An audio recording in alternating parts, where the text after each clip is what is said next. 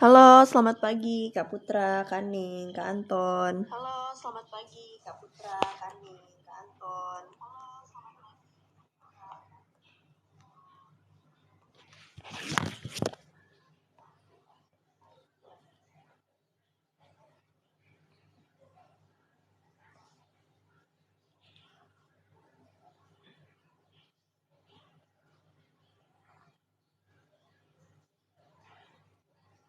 Halo Kak Santu Age, selamat bergabung.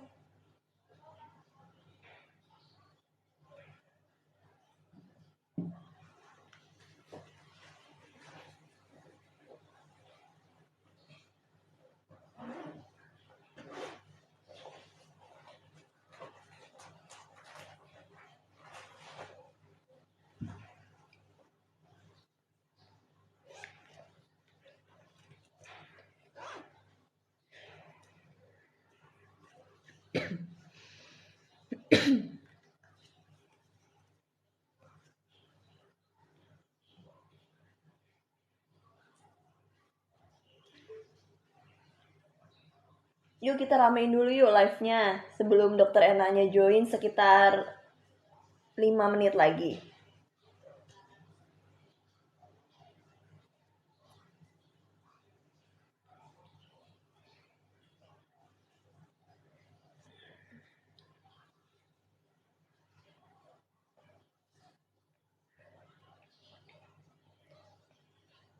Boleh kalau ada yang mau tanya-tanya ditanyain dulu aja, jadi nanti pas Dokter Ernanya masuk bisa langsung dijawab.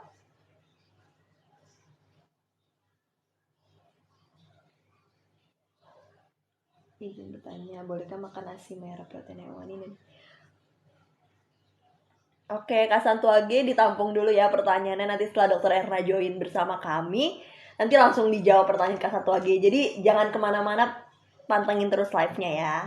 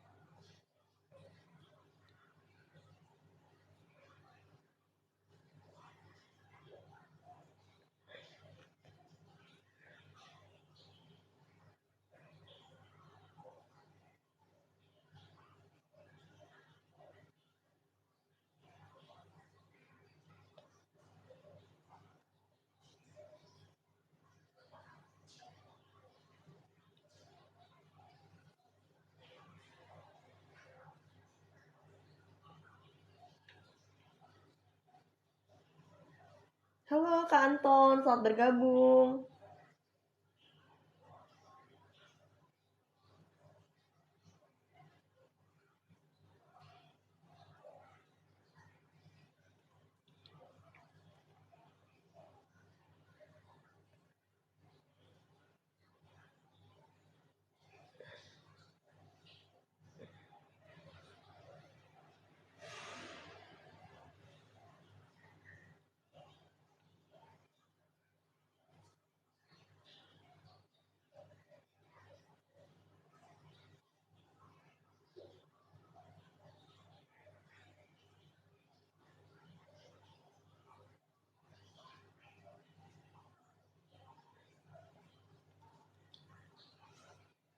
Halo Kak Juan, waalaikumsalam, selamat pagi.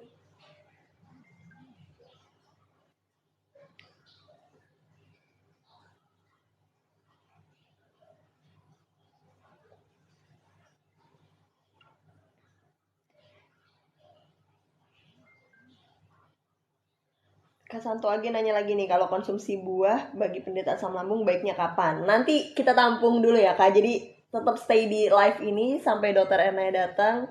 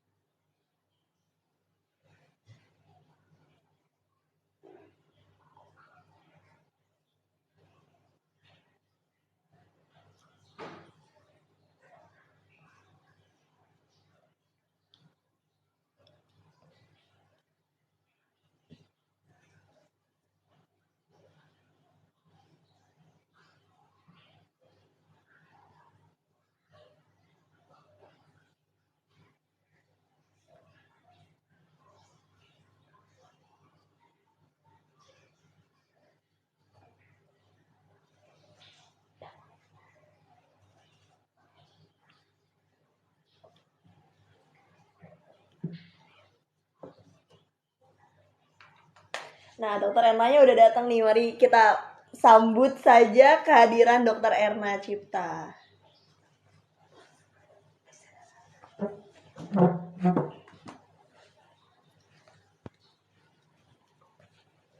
Halo, assalamualaikum semuanya.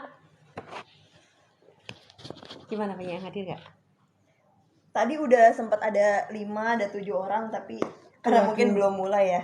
Tapi ini ada yang udah nanya nih Bu. Oh oke. Sebentar, pakai ini dulu ya. Jangan ngomong terus kan. Oke teman-teman. Oke, yuk silahkan. Iya nih, semoga Kak Santo Agi masih di sini ya. Ini tadi Bu ada Kak Santo Agi, dia Agak ke sini nih, Rifda. Dia izin bertanya. Silahkan. Dia ini punya asam lambung nih Bu. Dia dia nanya boleh nggak sih makan nasi merah protein hewani dan dicampur minyak zaitun setiap makan? Boleh, nggak masalah. Boleh tambahkan dengan sayuran dan buah. Jadi jangan lupa sayuran dan buah. Sebetulnya makanan sehat itu yang dilarang itu malah justru makanan yang tidak sehat. Tapi di balik itu sebetulnya kakak bisa menilai diri sendiri mana yang bisa direspon dengan baik. Yang pasti saran saya jangan terlalu banyak karbo dulu, walaupun nyaman di perut tapi sebetulnya itu tidak memberikan efek yang cukup baik. Kakak udah ikut masuk ke kita nggak ya masuk ke grup kita belum? Kalau belum, masuk ke grup kita dulu Kak. Udah masuk belum? Nanti dijawab ya. Oke. Nah ini masih dari Kak Santu Age nih ngomong-ngomong soal buah. Dia nanya juga nih Bu, konsumsi buah tuh baiknya kapan saja sih Bu untuk penderita asam lambung? Sebetulnya buah mau dikonsumsi kapan saja boleh. Dan dia pilihlah buah yang tidak terlalu tajam rasanya. Jadi itu sangat memberikan efek yang sangat baik untuk lambung, sangat ringan dalam mencernanya. Jadi kalau udah orang yang ngomong, ada orang yang ngomong bahwa serat itu memberatkan pencernaan, tidak. Tuhan itu menciptakan memang serat itu memang tidak untuk dicerna oleh manusia. Memang supaya lebih bermanfaat untuk membersihkan saluran cerna. Jadi memang manfaat serat itu memang begitu, untuk bersihkan saluran cerna, untuk mempercepat masa singgah makanan di dalam pencernaan. Jadi memang ada manfaatnya. Kenapa Tuhan tidak memberikan kita enzim untuk bisa mencerna serat? Tujuannya adalah untuk itu. Nah, teman-teman, sebentar, saya tadi belum membuka ya. oh iya. Teman-teman, sorry belum buka ya. Iya.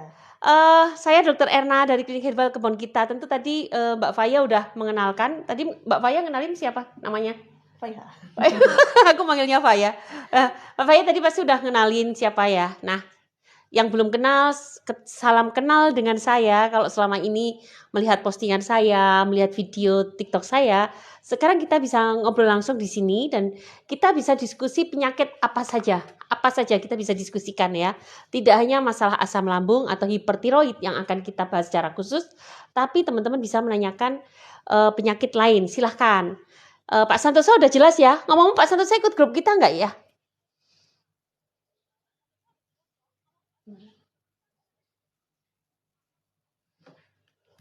Nah ini ada Kak Widi Astuti. Dia bertanya nih Bu, kalau untuk asam lambung kronis minum apa ya?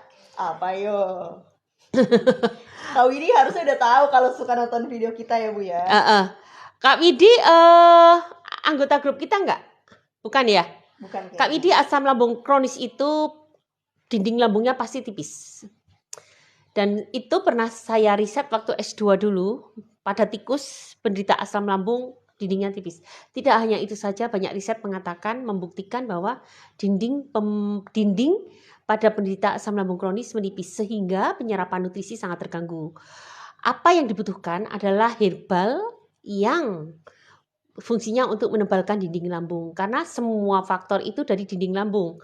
Faktor imun, faktor enzim imun, dan segala hal itu berawal dari dinding lambung. Oleh karena itu ketika dinding lambung menipis, maka fungsional dari lambung tidak berfungsi sempurna. Tugas kita adalah membuat sel pencernaan menjadi lebih tebal kembali dindingnya. Menggunakan apa? Menggunakan pola makan sehat dan herbal yang sesuai. Herbal yang sesuai apa? Tentu yang mempunyai komposisi yang salah satunya adalah untuk menebalkan dinding lambung. Nah, oleh karena itu Kak Widi, kalau bagaimana cara menangani asam lambung kronis? Gunakanlah 3 terama dan ganti dengan pola makan yang sehat. Kita biasa memakai pola makan diet 211. Kalau kakak ingin tahu apa itu diet 211, ikut grup kita, nanti kita ajari di dalam grup gitu. Ya, gitu ya teman-teman. Jadi itulah, apakah nggak bisa sembuh? Bisa dong, nggak usah khawatir. Kita banyak banget klien kami itu sudah ribuan. Dan penderitaan. Mereka menderita itu bukan hanya baru saja, tapi yang belasan tahun yang lalu itu sudah cukup banyak.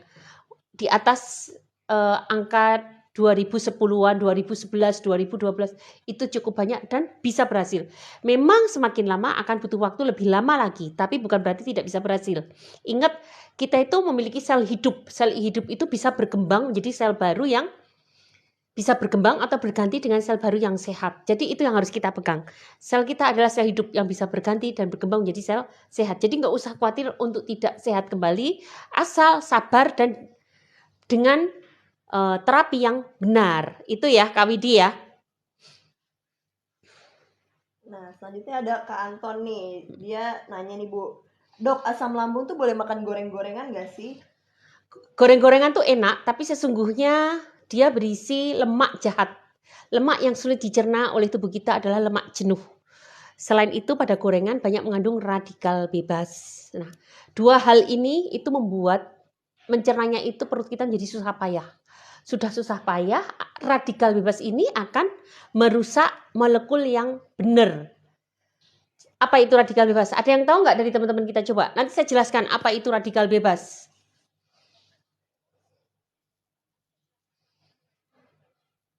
Ayo coba. Ayo ada yang jawab. Kita kan di sini mau diskusi. Ayo, apa itu radikal bebas? Siapa yang bisa jawab? Kak Siti Helwani, mungkin apa yang kalian tahu tentang radikal bebas bisa nih di komen. Oke, di komen ya. Apa yuk? Nanti kalau nggak ada yang, saya tunggu 3 jawaban, 5 jawaban. Kalau setelah itu akan saya terangkan. Kalau nggak ada yang menjawab, nggak akan saya terangkan. 5, saya tunggu 5 komen kalian untuk mengatakan apa itu radikal bebas. Ini penting sekali untuk mengapa kalian harus makan makanan sehat. Mengapa kalian tidak boleh tergantung dengan obat-obatan. Salah satunya adalah itu. Radikal bebas. Jadi kita sekarang akan bahas apa itu radikal bebas. Tapi saya pengen teman-teman berkomen dulu dong, 5 deh. Setelah 5 ngebahas radikal bebas, saya akan menjelaskan apa itu radikal bebas. Oke? Gimana kalau kita pindah ke pertanyaan selanjutnya nih Bu? Boleh pindah dulu ya ke pertanyaan selanjutnya ya. Ya nih ada Kak Siti Helwani. Halo Kak Siti. Halo Kak Siti. Ini pertanyaannya agak lumayan banyak nih Bu ya. Wih, banyak banget diborong. Dok, saya minum kunyit, temulawak, perut saya terasa panas, perih dan kembung. Apakah minum teramak bisa mengurangi rasa panas, perih dan kembung tersebut? Satu dulu, saya jawab. Oke. Tentu dong Kak Siti, karena teramah itu memang mengandung kunyit dan temulawak, tetapi dosisnya sudah kita ukur. 1. Sehingga kakak nanti pakai takaran kita. Kedua, isinya tidak hanya herbal itu saja, tapi ada belasan herbal yang manfaatnya banyak banget. Manfaatnya itu 1 sebagai anti radang. Kalau Kak Siti perutnya panas, berarti di situ ada peradangan. Kemudian, kedua, dia akan menebalkan dinding lambung. Kak Siti kenapa terasa panas? Karena enzim asam lambung itu sifatnya asam, pH-nya 2. Dan kalau kena lambung pasti terasa panas. Setelah panas akan terasa pedih. Setelah pedih akan terasa sangat sakit sekali kalau udah terjadi luka. Panas masih beruntung Kak, berarti itu belum sampai parah. Kalau udah pedih berarti udah ada iritasi. Kalau udah sakit banget, aduh sampai melilit gitu, sampai tercekik, itu berarti udah ada luka. Berarti masih panas, masih meradang. Itu lebih cepat penyembuhannya kalau masih meradang. Nah, peradangan ini bisa tadi dengan teramah. Jadi sebagai teramah mengandung anti radang, dia juga bisa menebalkan dinding lambung sehingga tebal, terkena asam lambung tidak mudah merasa perih karena tebal ya, semakin tipis maka mudah tergores, mudah merasa perih. Kemudian dia juga bersifat antioksidan, dia juga bersifat antibiotik. Jadi kalau pada asam lambung, apalagi yang penggunaan pemakaian obat-obatan, biasanya akan tumbuh H. pylori. H. pylori itu bakteri yang tumbuh di lambung. Itu semakin memperburuk suasana duka. Nah, oleh karena itu, untuk membackup atau mengendalikan bakteri ini, salah satunya menggunakan 3 sekawan. Saran saya 3 sekawan, jangan hanya teramah saja, 3 sekawan. Karena ini nanti manfaatnya banyak banget. Ntar deh kalau ada yang nanya manfaatnya satu-satu akan kita terangkan. Tapi Mbak Faya tadi pasti udah nerangin ya? Kita tadi udah sempat nerangin produk-produk kita ya. Oke. Pertanyaan kedua dari Kak Siti Helwani. Apakah makan telur sehari 1 kilogram bagus untuk lambung? Jelas tidak. 1 kilogram tuh 12 butir. Gila. No. Kalian sakit. Kalau kalian sehat, apalagi kalian seorang olahragawan, seorang body goals, bodybuilding, iya bodybuilding, benar. Bodybuilding sedang latihan beban untuk bentuk body, butuh banget protein tinggi. Tapi kalau kamu sedang sakit, beda sama kondisi mereka. Bahkan orang normal pun tidak sama dengan kondisi yang saya sebutkan tadi. Saya bukan bodybuilding, saya bukan tukang fitness yang memang untuk membesarin otot saya. Maka saya juga butuh segitu. Jadi nggak banget saya sarankan telur. Ikuti diet 211 Kak Siti. Yuk ikut grup kita. Ikuti grup kita nanti WA admin ya, ada di bio. Nggak boleh ngomong nomor ya? Nggak. Nggak boleh nomor-nomor. Atau komen aja ya, komen ya. Komen di postingan kita, nanti kita berikan. Atau lihat di bio boleh. Di situ banyak banget link-link. Jadi hati-hati ya Kak Siti. tubuh kita tidak sama dengan orang sakit. Tubuh asam lambung tidak sama dengan orang sehat. Sorry, saya salah ngomong. Jadi harus hati-hati, maka pola makannya harus yang sesuai untuk penderita asam lambung. Ingat, terapi penderita asam lambung dengan cara alami adalah membangun sel sakit menjadi sel sehat. Membangun dinding saluran cerna menjadi sehat kembali. Membangun homeostasis dinding saluran cerna. Bukan sekedar menghilangkan asam lambung, itu mah sensasi. Bukan sekedar menghilangkan bekah, menghilangkan pegal. Itu hanyalah sensasi. Penyebabnya apa? Itu yang kita benerin dulu. Oke, sepakat ya? Ada pertanyaan lanjut?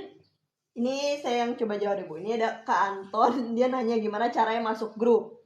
Nah, caranya masuk grup adalah dengan menjadi konsumen kami, menjadi pelanggan kami dan Pasien. menjadi pasien Dokter Erna. Karena kalau menjadi pelanggan kami sudah otomatis menjadi pasiennya Dokter Erna. Nah, terus ada lagi Kak Widi nih nanya cara pesennya gimana. Bisa cek aja TikTok Shop Dokter Erna Cipta atau lihat link di bio. Kalau keranjang kuning nggak boleh keluar ya? Takutnya nanti live-nya mati. Kalau kita ada keranjang kuning tapi entah kenapa nggak bisa loh.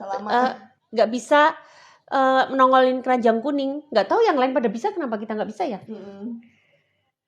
Jadi kalau kakak mau lihat ke profil, klik TikTok Shop, itu produk kita komplit. Kalau dekat Jabodetabek, ayo ke klinik, kita bisa ngobrol banyak hal, bisa mendiskusikan banyak hal di klinik. Dan klinik hanya saya buka, boleh nggak ngomong kayak gini? Boleh ya? Boleh. Hari Kamis dan Sabtu. Tapi kalian yang masih baru masuk ke hari Sabtu karena hari Kamis untuk yang sedang kontrol ulang, ya. Dan bisa beli produknya juga ya Bu kalau datang langsung ya? Datang langsung bisa beli produknya langsung. Ada pertanyaan lain? Ada ini Kak Santuage ternyata tadi udah keluar Bu. Boleh dijawab lagi pertanyaannya tadi? Boleh. Pertama. Ya tadi Kak Santuage nanya boleh makan nasi merah protein hewani dan dicampur minyak zaitun setiap makan? Boleh Kak, boleh. Tadi udah dijawab kan? Iya, tapi Kak Santuage-nya pergi. Mbaknya lagi pergi ya? Boleh Kak. Dan jangan lupa tambahkan sayuran buah. Kak Santo udah ikut grup kita belum ya? Kalau belum, ikut grup kita yuk. Biar saya pantau pola makannya juga di grup. Dan nanti akan lebih belajar lebih detail pola makan yang sesuai untuk penderita asam lambung. Jadi pasien saya dulu Kak Santo. Yuk. Nah, untuk konsumsi buah baiknya kapan saja nih Kak Santuage nanya lagi. Konsumsi buah boleh kapan saja karena buah itu sangat bagus dan tidak memberatkan tubuh kita, tidak memberatkan pencernaan kita. Jadi kapan saja Kak Santo mau silahkan makan buah dan sayur yang cocok di lambung. Oke. Ini ada lagi Kak Arianarti. Halo Kak. Halo Kak Ari, ini kan sudah masuk grup. Sampai ketemu, alhamdulillah. Oh, dia masuk. Iya, ini di sini yang dari grup siapa aja ya? Soalnya hari ini saya nggak bisa hadir di grup. Saya udah pamitan kan bahwa kita akan ketemu di live, kita bisa ngobrol di sini. Yuk, kalau di grup saya kan ngechat malah terlalu lama, nggak bisa banyak. Kalau di sini kita bisa ngobrol banyak dan itu selama 2 jam, banyak banget. Nah ini Kak Ari nanya nih Bu, Dok saya konsumsi multivitamin plus mineral merek B, apakah diperbolehkan?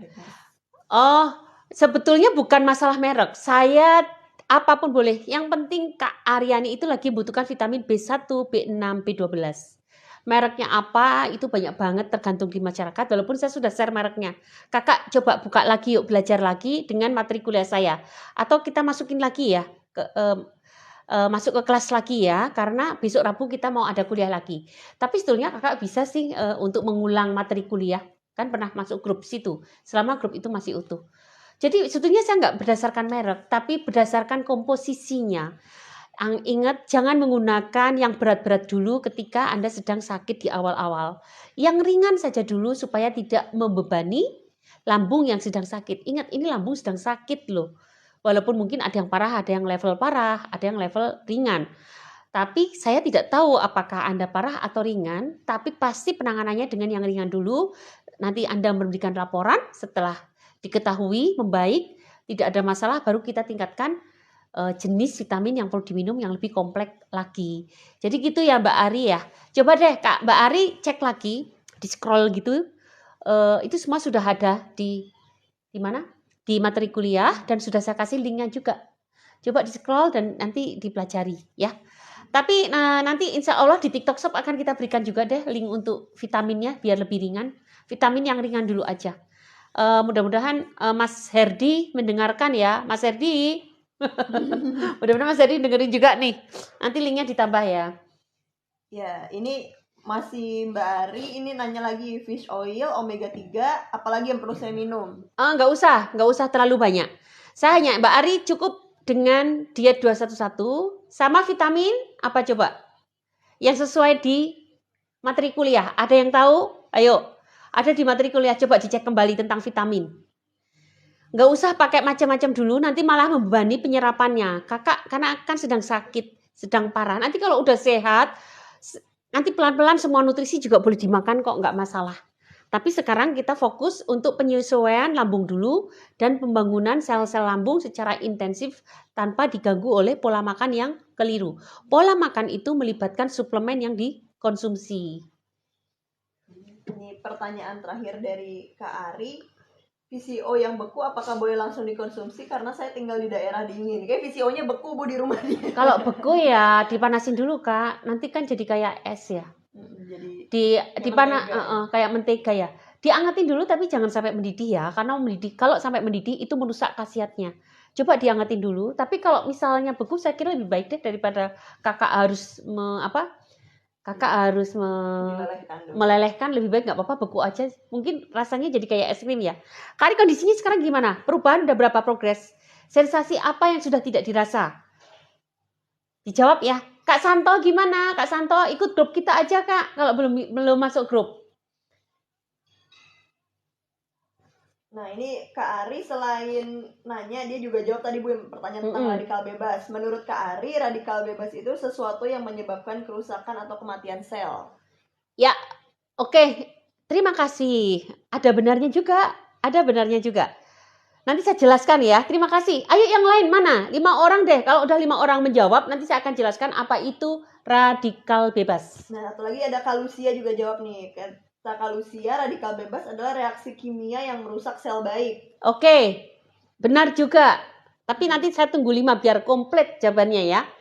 Kak Lucia, terima kasih. Kak Ari, terima kasih, keren. Saya lebih suka mengajak teman-teman itu diskusi. Karena apa? Untuk sehat itu bukan disuruh-suruh. Sehat itu karena Anda memahami sakit Anda. Anda memahami apa yang Anda lakukan. Anda memahami sakitnya, Anda memahami apa yang perlu dilakukan. Jadi bukan masalah aku disuruh dokter begini begitu, enggak. Kalian paham betul. Makanya saya lebih suka kalian masuk ke kelas, mendengarkan kuliah saya, kemudian kalian menerapkan sendiri dan kita masih tetap belajar bersama. Supaya kita semakin ngerti bagaimana cara memanage, menata laksana kesehatan kita sendiri. Karena sakit itu bukan hanya asam lambung loh. Sakit itu banyak dan efeknya nanti kemana-mana. Kalau sudah komplikasi maka bisa menjadi anemia. Kemudian bisa menjadi apalagi? Anemia. Kemudian bisa menjadi hipotensi, hipokalemia, hipomagnesium. Kemudian kebas, telinga berdenging, itu mah sensasinya itu karena sebetulnya masalah hal yang asam lambung saja, tapi sampai pusing, sempoyongan, mudah pingsan, anxiety yang paling banyak 99% karena anxiety. Bukan karena bisa anxiety menyebabkan asam lambung, tapi jangan salah, asam lambung menyebabkan anxiety juga. Makanya ketika asam lambung yang baik, anxiety-nya juga udah turun banyak. Jadi gitu ya teman-teman. Saya ingin teman-teman mengajak kita berdiskusi di sini. Ayo ada lagi nggak? Kurang 3 lagi. Kak Lucy udah, Kak Ari hebat. Yang lain ada? Ini Kak Ari ngasih tadi pertanyaan Ibu, dia ngasih kondisi dia sekarang. Alhamdulillah sudah agak mendingan, perut sudah nggak panas tapi masih sulit tidur. Kak Ari kalau sulit tidur, tambahkan biji pala yang ditumbuk, ditambahkan dalam rebusan teramah. Cukup 1 biji pala aja, ya. 1 biji pala. Terus kedua, Kak Ari, sering alah nafas. Jadi biasa kan kalau mau tidur tuh tarik nafas beberapa detik, tahan, hembuskan. Sambil berzikir boleh. Nah, yang ketiga, coba dengarkan ceramah ustadz. Salah satu ustadz didengarkan ceramahnya, nanti lama-lama kita tertidur. Kalau muslim ya, kalau bukan muslim mungkin ceramah pendeta kali. Kalau muslim, ceramah ustadz di YouTube, siapa yang disukai, dengarkan, dimaknai, nanti lama-lama kita akan tertidur. Jadi ketika otak kita rileks, mendengarkan itu rileks. Mendengarkan rileks loh. Nah, mendengarkan yang bermanfaat adalah mendengarkan ceramah Ustadz dan kita bisa memaknai, kemudian kita atur nafas kita, maka dengan sendirinya maka otak kita akan turun ke gelombang delta dan akan tidur lelap di gelombang gamma. Luar biasa kan? Ayo, makanya kalau kakak sedang aktif itu gelombang beta yang sedang bekerja. Gelombang beta sedang bekerja, diturunkan lagi ke theta, nanti ke gamma. Nanti tidurnya jadi nyenyak. Jangan lupa bisa tambahkan dengan tadi biji pala, itu paling gampang. Sebetulnya banyak banget herbal-herbal yang bisa menyebabkan ngantuk. Tapi saya kira saya mau ngomong banyak juga kakak nggak akan bisa mendapatkan herbal itu. Karena susah kan, yang ada di dapur, biji pala. Ditumbuk, direbus bersama teramah, dan diminum. Oke? Diminum ketika mau tidur. Mudah-mudahan semakin baik. Nanti kalau masih ada gangguan tidur, bisa saya berikan suplemen untuk memudahkan tidur, tetapi tunggu ya. Kita akan ngobrol di grup. Di grup saja nanti untuk suplemen. Mengapa kalau suplemen saya nggak gampang? Saya itu tidak mau digunakan oleh mereka yang sembarangan menggunakannya. Pemakaian jangka panjang, vitamin, suplemen tidak terkontrol itu menjadi buruk. Oleh karena itu, saya lebih suka untuk penderita, kecuali kalian sehat ya. Kalau sehat memang badan kita ada efek samping pun masih bisa melawan. Tapi kalau kalian sedang sakit, itu nggak bisa. Saya takut karena kalian sedang sakit, malah memberikan efek semakin buruk. Lebih baik terkontrol di dalam grup untuk suplemen yang dibutuhkan. Karena sedang sakit, bukan orang sehat. Ingat ya. Oke Kak, apa lagi? Dan nih Kak Kansa nanya, Dok saya lagi hamil 13 minggu tapi kok masih mabuk ya? Apa karena sebelumnya punya asam lambung? Oh bisa jadi, memang semua yang mabuk hormon 13 minggu itu hormonnya masih tingginya ya, HCG. Hormon saya juga ngomong HCG gitu aja lah, ngomong agak susah ngomongnya ya. Nah, HCG ini agak tinggi. Efek dari HCG ini pada 3 bulan pertama itu menyebabkan mabuk. Puncaknya itu 12 bulan. Minggu ke-12. Puncaknya adalah minggu ke-12. Nah, itu menyebabkan mabuk. Nah, kalau asam lambungnya tinggi, betul. Karena pernah punya riwayat asam lambung. Makanya kerannya tambah bocor. Keran asam lambungnya tambah banyak. Coba Kak, kunyah-kunyah kencur. Kencur dulu. Terus setelah kencur dikunyah minyak. Kunyit dikit aja. Dikunyah. Nggak usah banyak-banyak. Dikit aja. Terus kalau perlu perutnya ditempeli salon pas. Salon pas atau kencur yang ditumbuk ditempeli di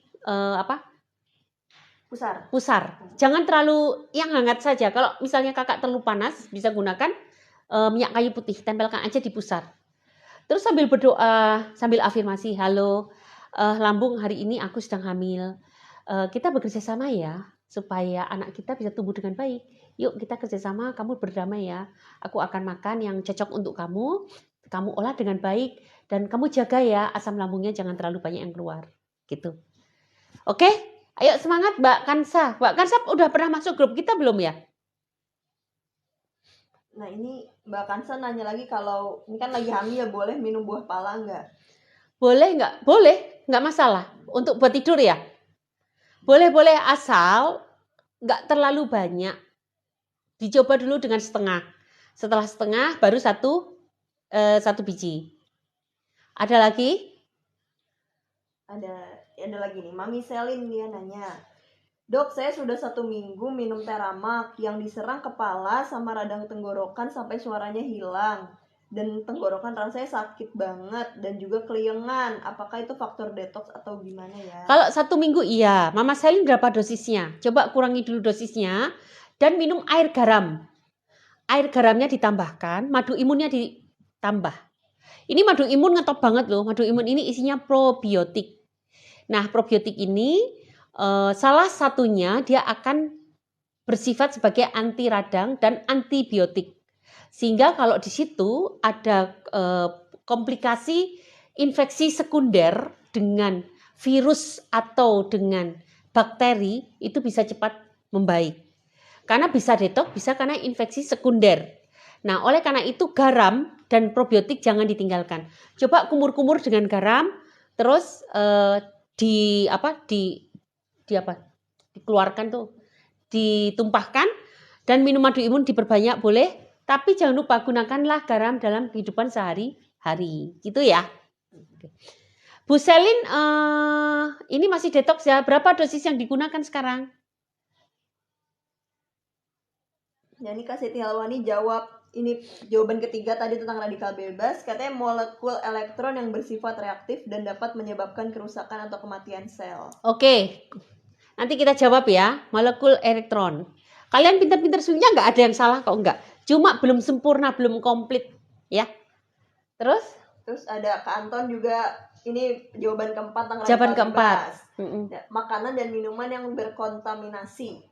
Oke, makanan dan minuman yang terkontaminasi. Oke, ada lagi? Nah, Mami Selin jawab dia minum dosisnya 2 sendok, airnya 1 liter. 2 sendok itu terlalu sedikit, makanya ibu keluar detoxnya 1 minggu setelah minum ya. Tapi nggak apa-apa Bu, lanjutkan aja seperti saran saya tadi ya. Air garam, hangat, kumur-kumur. Dan jangan lupa total garam juga di bawah lidah. Itu sifatnya sangat antiseptik yang kuat. Jangan lupa madu imun. Ibu Selin sudah beli 3 sekawan kan? Kalau bisa segera check out, karena itu manfaatnya luar biasa. Makanya sama teman-teman saya sarankan, jangan hanya Terama saja. Saya mempunyai produk 3 sekawan, ini berdasarkan observasi yang lama terhadap pasien-pasien. Ini juga bermula dari kisah seorang ibu yang sudah belasan tahun menderita asam lambung. Penyembuhannya agak lama, sedangkan teman-teman yang lain relatif cepat. Saya berpikir kenapa lama, ternyata ada riwayat COVID. Satu, usianya juga sudah berumur, sudah belasan tahun menderita dan cukup parah. Ketiga, ada riwayat COVID. Akhirnya saya berpikir bagaimana agar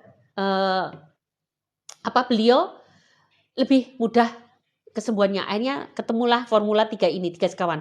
Dan sekarang ada formula 4 sekawan, itu lebih jos lagi. Tapi saya sarankan 4 sekawan ini dipakai untuk memang kamu yang udah bandel menggunakan 3 sekawan gak mempan, ya gunakanlah 4 sekawan. Dan formula Teramah yang terbaru nanti akan sedikit berbeda dengan yang sekarang.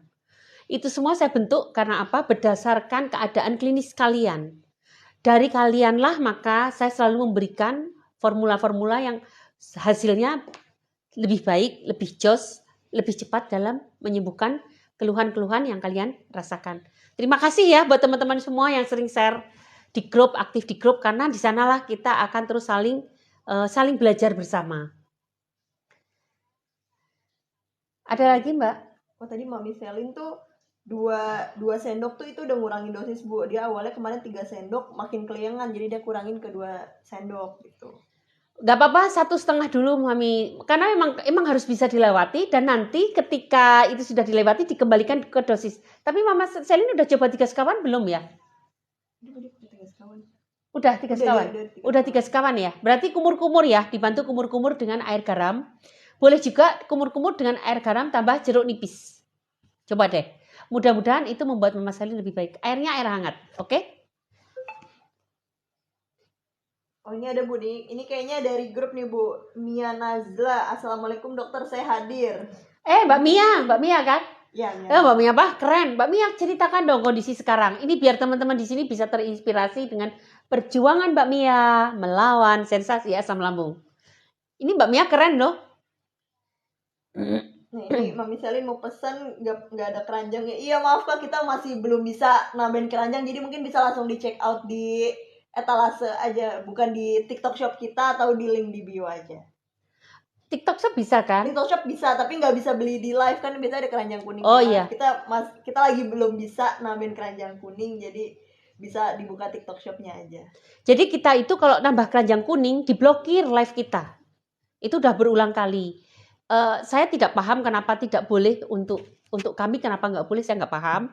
Nah, tapi di TikTok Shop sudah ada. Di TikTok Shop ke profil atau ke beranda, klik gambar keranjang, nanti ketemu. Atau lihat di link. Link di bio juga ada kemana saja kita bisa membeli produk 3 sekawan atau 4 sekawan. Teman-teman kalau kalian merasa panas di bawah pusar atau di pusar ke bawah, maka saran saya gunakanlah 4 sekawan. 4 sekawan itu yang satunya menggunakan bubuk cacing. Itu akan sangat membantu teman-teman untuk mengatasi masalah ini. Karena saya curiga itu ada radang usus.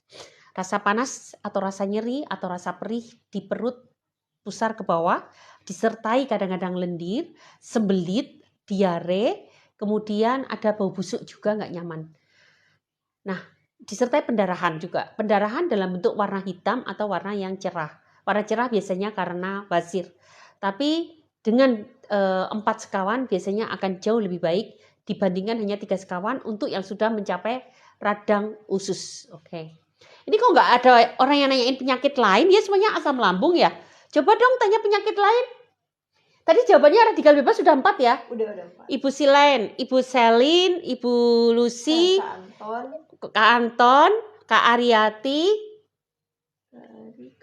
Kak Ari, Ibu Lucy, Kak Lucy, Ibu Selin.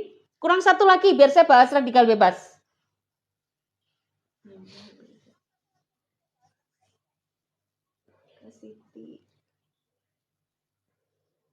Oh ini Kak Mia, alhamdulillah dokter saya semakin membaik, sudah habis pakai 3 sekawan tapi tetap konsumsi saya sudah hampir 90%. Alhamdulillah. Kak Mia sudah 90%. Kak Mia walaupun udah enak, pantangannya tetap dijaga ya, walaupun sudah bisa makan pantangan tapi tetap terkontrol. Karena waktu Buningsih, pernah saya share ya, Buningsih itu sakit selama 1 minggu karena benar-benar 1 hari itu 3 hari berturut-turut itu makanannya sangat tidak terkontrol.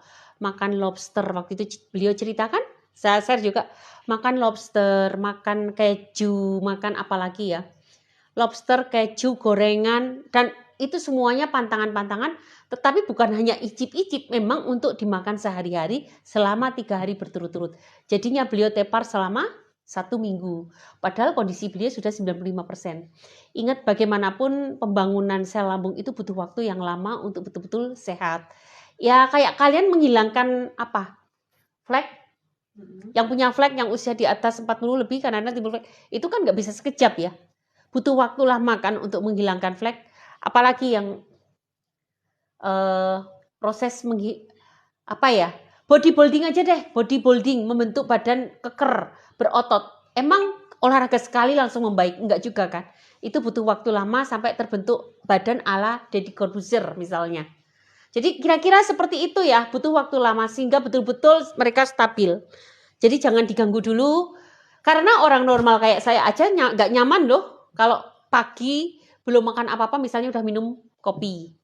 Saya gimana? Ada makanan nggak yang bikin agak perih atau panas? Nggak ada.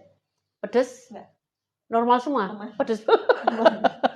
Alhamdulillah aman. Apa aja nggak ada yang bikin perih? Oh ya berarti aku aja lah yang udah berusia. Usia kita kan usianya jauh banget ya. Nah, kalau saya misalnya makan yang terlalu pedas itu nggak bisa. Tapi bukan berarti saya mengklaim saya kena asam lambung, nggak juga. Orang saya nggak ngapa-ngapain juga membaik. Saya terlalu pedas saya nggak bisa. Kemudian saya kalau saya makan manis itu saya sariawan di mulut. Terutama manis yang nggak alami. Misalnya minum teh, ngomongin merek boleh nggak sih? Teh kemasan gitu, misalnya apa aja minuman kemasan, itu pasti langsung sariawan. Bayangkan kalau sariawan ini terjadi di lambung, maka itu disebut asam lambung, terkena tukak, ulcer atau gastritis. Jadi sariawan di mulut teman-teman itu bisa terjadi di mana saja. Dan saya sangat sensitif dengan manis, dan saya tahu kalau manis itu nggak alami, pasti bikin mulut saya sariawan di bawah lidah biasanya. Nah, jadi kira-kira seperti itu, teman-teman. Sudah ada 5 jawaban belum ya radikal bebas? Ada lagi nggak? Ayo, biar aku bahas apa itu radikal bebas. Nah ini Kamia, dia masih konsumsi diet 211, BB-nya sudah naik 2 kilo. Tuh teman-teman, kalian nggak usah takut turun berat badan karena diet 211. Karena sesungguhnya yang menyebabkan turun berat badan bukan diet kalian, karena memang penyerapan nutrisi kalian tidak normal. Maka kalian mau pakai diet 211 atau full karbo yang bikin kalian tambah sakit pun akan semakin memperburuk kondisi. Oleh karena itu, gunakanlah diet 211 dan nanti dengan sendirinya berat badan kalian akan naik. Ini Mbak Mia, ini sebetulnya salah satu dari pasien saya yang kesekian, yang memang kalau udah sembuh tuh akan seperti itu. Dengan otomatis berat badan akan naik kok. Walaupun makanannya diet 211.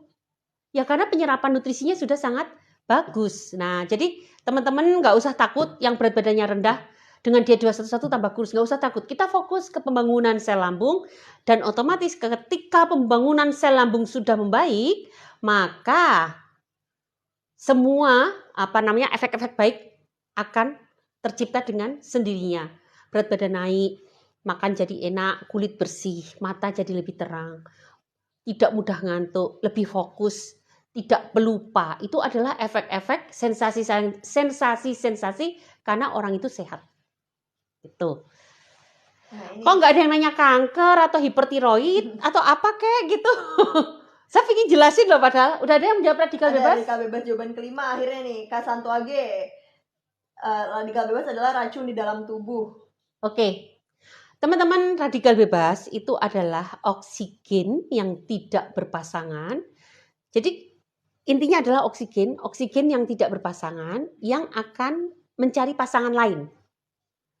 Jadi secara molekuler kita pun sama Tuhan disuruh berpasangan kan. Oksigen aja suruh berpasangan. Ketika dia secara tidak berpasangan, dia akan secara radikal merebut pasangan lain. Nah, itu yang membuat molekul menyusun apa? Molekul menyusun sel menyusun organel menyusun molekul menyusun senyawa menyusun sel menyusun organel menyusun apa lagi? Organel menyusun organ menyusun jaringan. Jadi dari yang terkecil adalah molekul. Ketika molekul merusak atau mengambil pasangan lain, maka akan mempengaruhi kesehatan organ yang terganggu itu. Semakin banyak pasangan yang diambil, ingat molekul-molekul semakin banyak yang direbut, maka sel itu akan rusak. Ketika sel itu rusak, organ itu akan rusak. Ketika organ itu akan rusak, maka kesehatan orang itu akan terganggu. Jadi gampang ya, oksigen yang tidak berpasangan yang akan secara radikal akan merebut atau akan mengikat pasangan lain sehingga akan merusak atau ya tentu akan merusak molekul sehat yang semakin banyak maka selnya juga akan menjadi rusak, semakin banyak lagi organnya menjadi rusak, semakin banyak lagi maka jaringan tubuh menjadi rusak, semakin banyak lagi kesehatan orang itu akan terganggu. Pertanyaannya adalah di mana radikal bebas dihasilkan? Radikal bebas dihasilkan dari sisa metabolisme tubuh. Jadi tubuh kita itu selalu ada pembakaran untuk menghasilkan energi. Maka dia pasti akan menghasilkan radikal bebas. Radikal bebas dalam jumlah sedikit dibutuhkan. Salah satunya dia bisa menyerang sel kanker.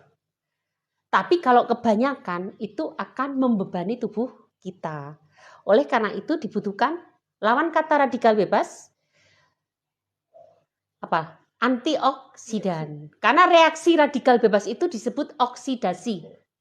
Reaksi radikal bebas itu tadi prosesnya, perusakan tadi itu disebut oksidasi. Misal contoh oksidasi. Teman-teman kalau habis potong-potong buah jadi warnanya hitam kan? Itu reaksi oksidasi. Itu yang melakukan siapa? Radikal bebas. Terus punya minyak, lama-lama jadi tengik. Itu proses oksidasi. Itu yang melakukan siapa? Radikal bebas. Nah, di dalam tubuh bisa terjadi seperti itu, teman-teman. Untuk mencegahnya diberikan antioksidan. Antioksidan alami terbanyak pada sayuran dan buah. Oleh karena itu sangat penting banget bagi teman-teman untuk minum semuanya secara alami. Teh itu kayak antioksidan, cuma untuk kalian yang sedang kena asam lambung tidak boleh makan teh. Tapi sebetulnya yang banyak sekali mengandung antioksidan adalah dari makanan harian kita, teh, kopi. Itu tinggi sekali. Kopinya tentu kopi tubruk, kopi biji. Tehnya adalah teh daun. Nah, kalau herbal ya iyalah memang herbal itu diciptakan Tuhan memang kaya dengan salah satunya loh, salah lain banyak banget. Antioksidan. Dia seperti sayuran dan buah, hanya memiliki senyawa aktif lebih banyak. Maka rasanya lebih tajam. Sehingga nggak mungkin dong kita makan kencur sebanyak makan bayam. Kita bisa makan bayam semangkok, kencur semangkok. Nggak bisa. Nanti kita jadi mabuk. Tapi nggak mematikan, mabuk. Kita cukup makan kencur satu ruas jari. Nah, satu ruas jari itu manfaatnya sudah luar biasa karena senyawa aktifnya sudah sangat banyak. Jadi teman-teman udah tahu kan dari mana mendapatkan antioksidan? Teman-teman bisa mendapatkan antioksidan dari sayuran, buah, dan herbal. Dan makanan sehat, makanan alami. Hampir semua makanan alami mengandung antioksidan, terutama terutama sayuran dan buah. Nah, itu juga mengapa orang sakit semakin sakit. Karena proses sakit itu menghasilkan radikal bebas. Jadi proses, terutama kanker ya, kelihatan banget ya. Penderita kanker kan perkembangannya sangat cepat tuh. Terutama kanker. Makanya orang kalau sakit dengan penanganan nggak tepat, metabolisme tubuhnya tambah kacau, maka semakin banyak menghasilkan radikal bebas, maka semakin rusak sel-sel sehat kita yang lain. Padahal di tubuh itu sel saling berkaitan, makanya sakitnya kemana-mana kan? Sel di tubuh kita itu satu kesatuan. Sakit di mata akan mempengaruhi ke yang lain. Semuanya akan saling mempengaruhi. Hormon ada di testis, hormon ada di ovarium, bisa mempengaruhi gondok loh. Gondok bisa loh mempengaruhi hormon testis dan ovarium. Letaknya berbeda, tapi mereka ada signaling sel, bahasanya pathway atau signaling sel atau apa aja lah, jalur yang saling menghubungi, saling mempengaruhi. Oleh karena itu hidup sehat itu penting banget, hidup sehat. Ayo teman-teman, ada yang tahu nggak apa itu hidup sehat? Ayo, udah ya, siapa yang belum paham tentang radikal bebas? Ayo, siapa yang belum paham? Saya udah jelasin. Kita diskusi bareng-bareng di sini. Ini Kak Anton tadi. Kalau sudah konsumsi teramak, apakah masih boleh konsumsi obat dokter, misalkan lansoprazol, ondansetron, dan omedom? Boleh Kak, kalau masih parah. Tapi ketahuilah, lanso itu kerjanya begini. Lanso itu kerjanya memblok asam lambung. Padahal asam lambung manfaatnya apa? Ada yang tahu nggak? Saya sering kan ngomong begini di sini. Asam lambung manfaatnya apa? Nanti kita bicarakan ya. Manfaat asam lambung, diingetin ya Mbak Faya. Nah, kalau asam lambung kita blok terus, padahal itu sangat bermanfaat untuk metabolisme pencernaan kita, kira-kira akan mengganggu pencernaan kita nggak? Kira-kira akan mengganggu nggak? Iya. Mengganggu dong. Orang itu salah satu properti infrastruktur yang dibutuhkan untuk metabolisme pencernaan. Tapi dia diblok oleh obat. Pasti sistem pencernaan kita akan terganggu. Ketika sistem pencernaan kita terganggu, penyerapannya terganggu, nutrisi terganggu, efeknya merambat ke mana-mana. Nah, jadi pemakaian obat itu boleh nggak? Boleh, dalam keadaan yang urgent. Jangan terus-menerus, efeknya seperti ini, pasti ada efek sampingnya. Karena properti kita diambil, padahal kita butuh kita metabolisme itu butuh properti tadi, butuh infrastruktur tadi, atau butuh alat-alat tadi. Itu ya kurang lebih. Nah oke, sekarang apa sih manfaat dari asam lambung nih? Kalian harus mengenal, makanya jangan sembarangan ditutup-tutup. Kalau sesekali biar perut nggak pelih bolehlah. Tapi kok ditutup-tutup terus ya kayak gini nih. Saya ceritakan ya, bahwa asam lambung itu diciptakan Tuhan akan dengan pH yang sangat asam, pH-nya 2. Maka kalau terkena tangan aja terasa panas dan pedih. Lambung sehat tidak terasa pedih karena memang sudah didesain dengan ketebalan yang luar biasa. Tebal, berlendir itu akan melindungi kita dari efek iritasi asam lambung. Dan asam lambung ini dengan pH yang sangat asam, manfaatnya adalah sebagai antiseptik, membunuh bakteri. Itu yang pertama. Yang kedua, dia akan dikeluarkan saat makanan masuk. Oleh karena itu puasa menjadi lebih nyaman kan? Karena asam lambungnya nggak terpancing untuk keluar. Jadi asam lambung itu kalau dia sehat, dia mau diatur, dia keluar jika makanan masuk. Manfaatnya yang kedua adalah, tadi yang pertama antiseptik, yang kedua dia itu ngoprak-oprak enzim lain untuk siap siaga. Lipase, suruh siap-siap, ayo siap-siap dong nih ada makanan masuk. Lipase itu untuk mengolah lemak. Dia ngoprak-oprak pepsin. Pepsin itu enzim untuk metabolisme protein. Ayo peptidase kamu siap-siap nih ada makanan masuk. Nah, jadi mereka nggak akan bergerak. Enzim-enzim ini nggak akan bergerak kalau asam lambungnya nggak ngoprak-oprak. Nih, manfaat asam lambung yang kedua. Manfaat yang ketiga adalah dia akan merangsang, memulai ngoprak-oprak lambung supaya peristaltik, bergerak untuk memblender makanan yang masuk, untuk mencerna. Kalau dia dibumpet, apa yang terjadi? Ayo Mbak Faya. Malah jadi nggak lancar ya. Kembung. Oh iya. Jadi kembung kan? Karena dia Blok. dia nggak bisa bergerak, ya udah di situ aja kembung kan. Makanya efek samping orang asam lambung biasanya disertai kembung, disertai sembelit, disertai apa lagi? Kentutnya susah. Akhirnya hanya sendawa. Sendawanya tentu dong, semua hal yang ada di lambung pasti dikeluarkan lewat atas, nggak lewat bawah. Kalau lewat bawah itu artinya udah sampai ke usus.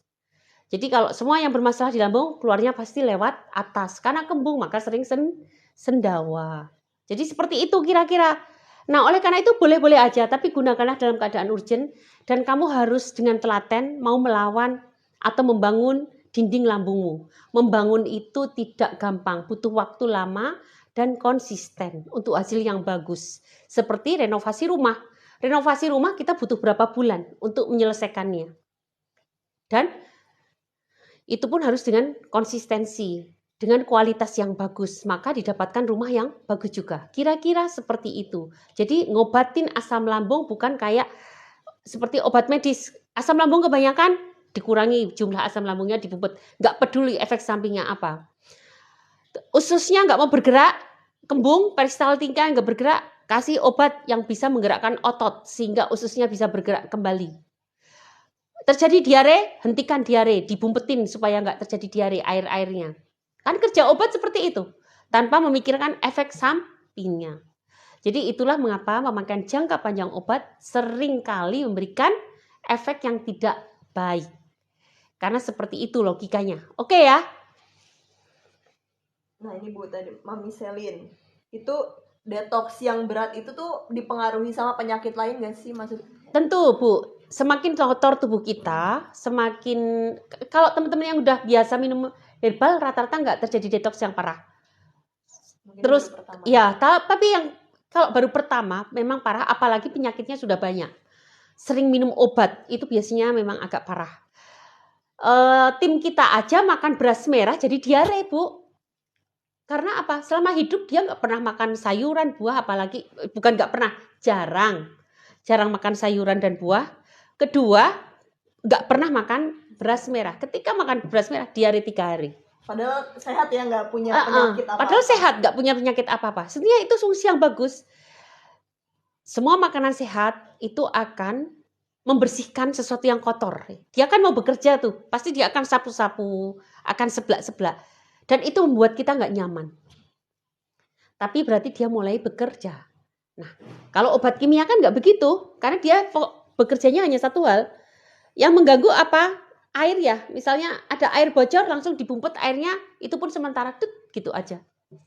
Setiap hari dibumpetin terus air bocor. Tapi kalau herbal kan enggak. Bumpet kenapa ya? Dicek saluran mana yang bumpet. Kalau perlu kita bongkar semuanya, biar bumpet itu betul-betul enggak terjadi lagi. Kalau perlu misalnya bumpet itu diberikan bahan yang terbaik atau genting yang tebal sehingga bumpet itu tidak akan terjadi lagi. Kira-kira begitu ya Bu ya. Nah detox itu biasanya berapa lama sih Dok? Kalau detox itu paling lama rata-rata 1 minggu. Tapi ada teman kita yang gatel-gatel sampai 1 bulan. Biasanya kalau riwayat. Kemarin ada loh yang detox, teman kita yang detox itu kayak pipis. Keputihan, tapi nggak ada rasa kayak pipis, jadi kayak bocor. Tapi nggak bau, nggak ini. Kayak Jadi basah aja? Basah aja. Dan itu terjadi sampai 3 hari. Ada yang gatel-gatel sampai sebulan. Kemudian ada yang apa lagi ya? Keputihan ada, diare, ada yang sembelit, ada yang diare, ada yang perih, ada yang begah, banyak sekali. Dan itu sudah saya ulas juga loh Bu Selin di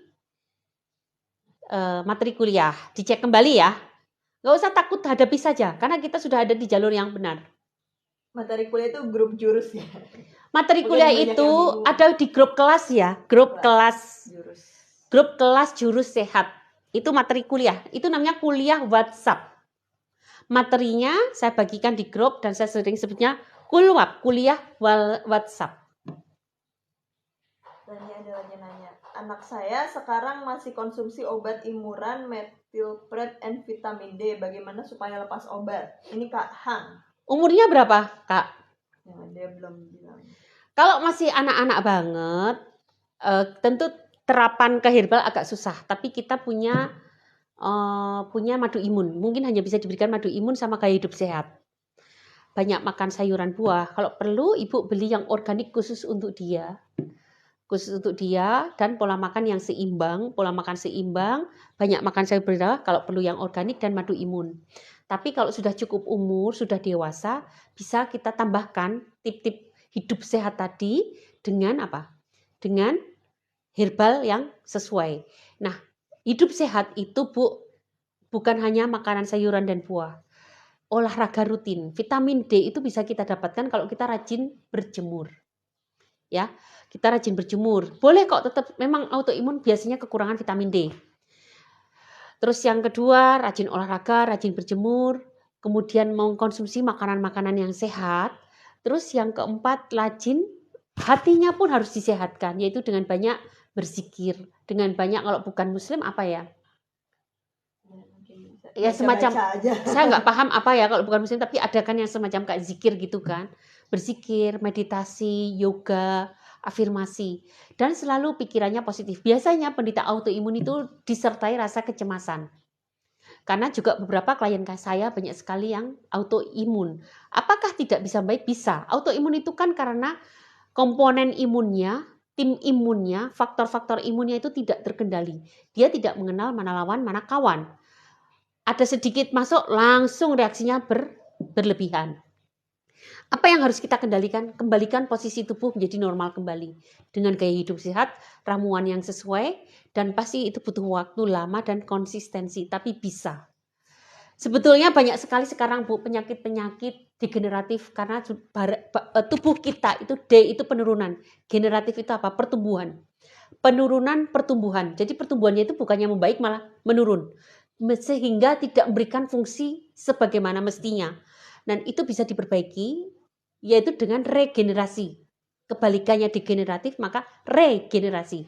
Pertumbuhan kembali yang baik. Regenerasi itu hampir pasti positif ya.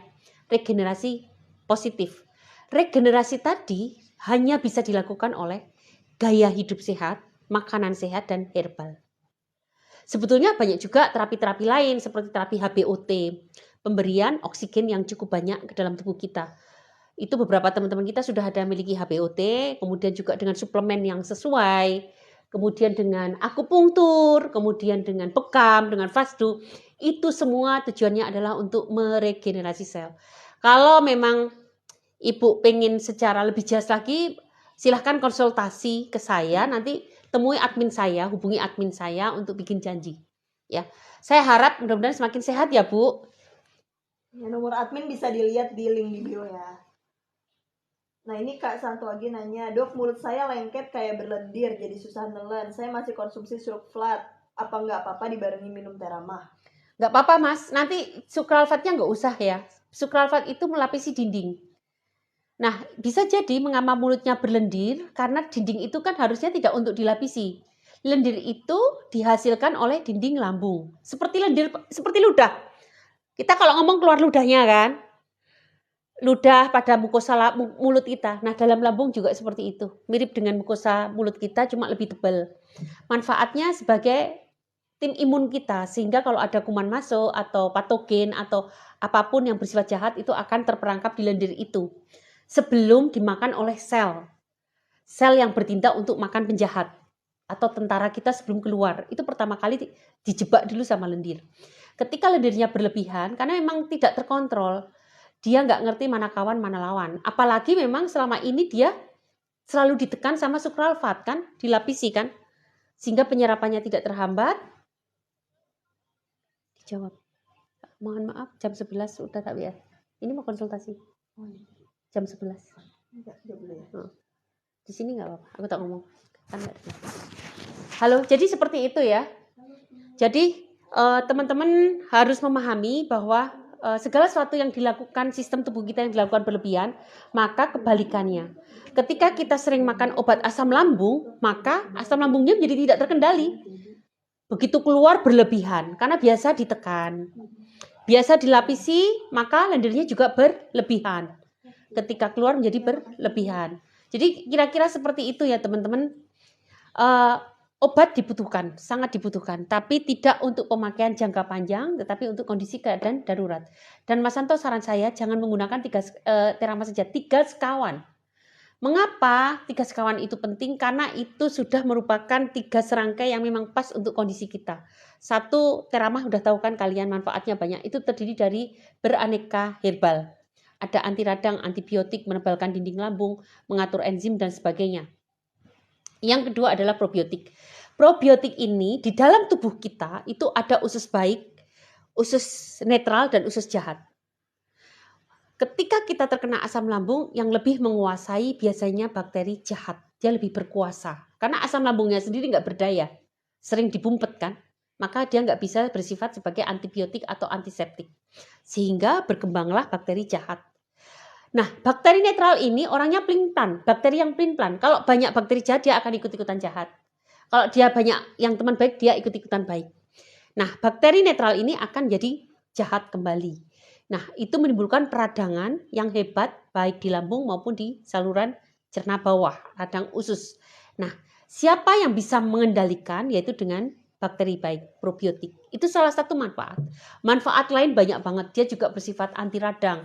Dia juga pengencer darah seperti omega 3. Omega 3 itu bisa dibuat oleh probiotik. Makanya tadi ketika ada ibu, dok saya minum fish oil omega 3. Enggak perlu sebetulnya ketika ibu-ibu sudah mengkonsumsi 3 sekawan dan diet 211 dengan benar. Karena apa yang saya takutkan, suplemen ini membebani lambung ibu yang penyerapannya saja sedang sengsara. Penyerapannya saja sedang susah payah. Kecuali nanti kalau sudah mencapai progres 50%. Nanti kita lihat. Karena nggak sama ya antara satu orang dengan orang yang lain. Nggak akan sama. Jadi oleh karena itu ikuti dulu guidance saya di grup. Apa yang harus dilakukan, vitamin apa yang utama diperlukan dulu, itu karena untuk meringankan kerja beban asam lambungnya. Oke ya. Jadi gitu ya Mas. Teman-teman saran saya, jangan 3 sekawan, jangan.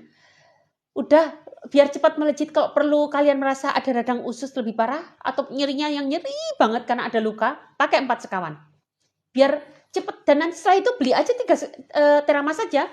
Kalau memang sudah enak terus mau udah dok saya mau terama saja, ya nggak apa-apa. Setidaknya kalian sudah memberikan bibit bakteri baik di dalam tubuh. Kalau manfaat garam itu elektrolit. Ingat, penyerapan kalian sangat buruk. Maka di antara kalian sering kekurangan kalium, kekurangan magnesium. Padahal manfaat magnesium kita banyak banget. Sampai ada yang bikin suplemen magnesium. Nggak usah pakai suplemen, nanti takut kebanyakan. Pakai aja garam magnesium. Di situ ada natrium, ada klorida, ada magnesium, dan kalium juga ada kalsium dan macam-macam. Sudah komplit di garam magnesium, tetapi dengan jumlah yang lebih terkontrol, tidak berlebihan. Kalau kita menggunakan suplemen itu artinya jumlahnya lebih banyak dari biasanya. Saya takutnya malah akan membebani usus kita, lambung atau kesehatan kita.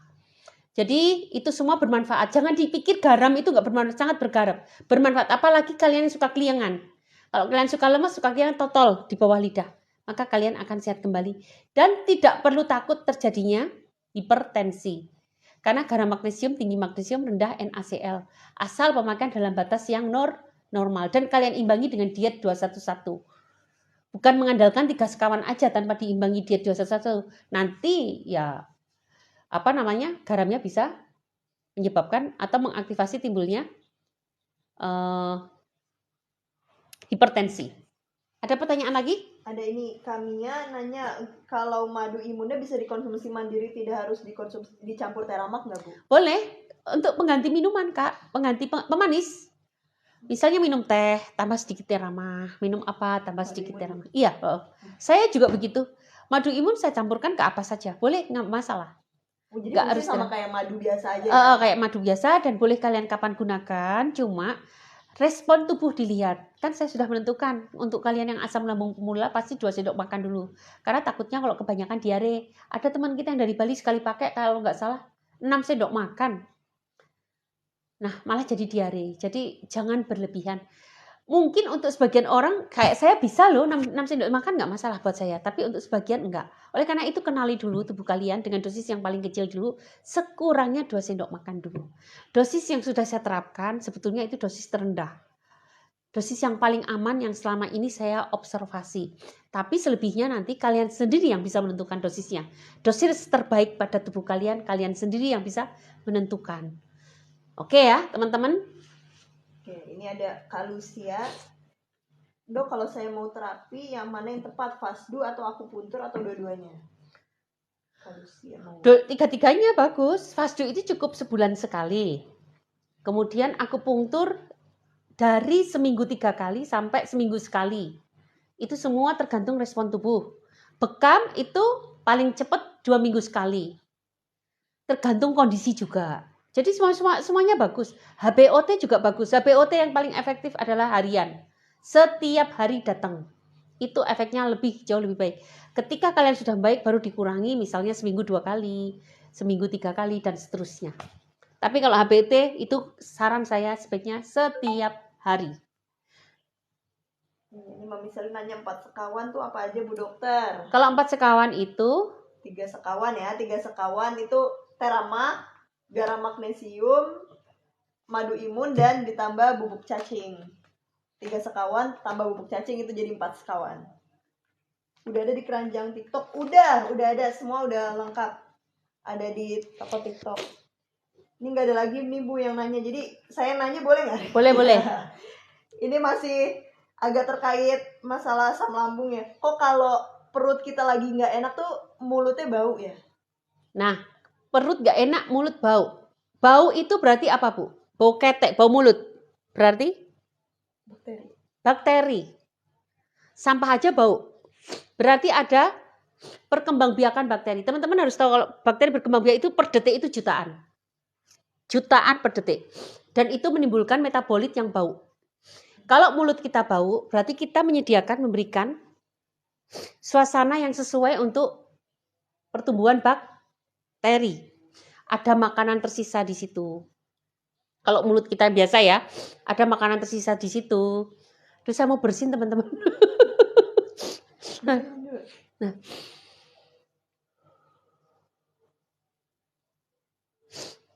Nah, ada makanan tersisa di situ. Kemudian bakteri itu suka karbohidrat. Kalian habis minum susu, habis minum manis, habis makan, tapi tidak gosok gigi, sehingga memberikan media yang baik untuk bakteri, sehingga mulut menjadi bau. Itu satu. Kenapa ketika perut sakit, mulut menjadi bau ya?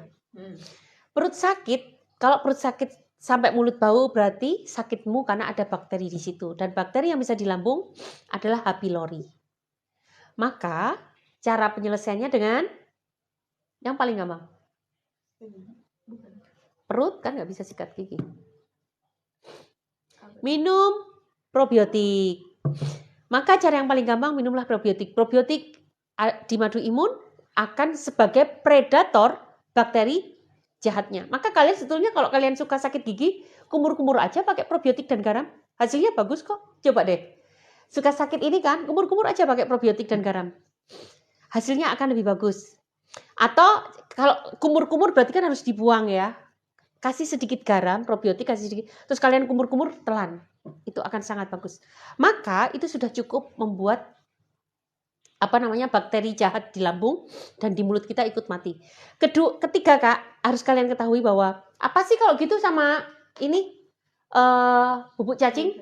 Bubuk cacing di riset itu terkenalnya untuk tipes, padahal tidak melulu untuk tipes. Untuk semua gangguan saluran cerna, bubuk cacing sangat penting. Karena apa? Dia mengandung antibiotik senyawa yang bersifat seperti antibiotik setara dengan chloramphenicol.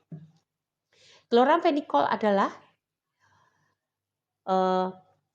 obat pilihan untuk tipes.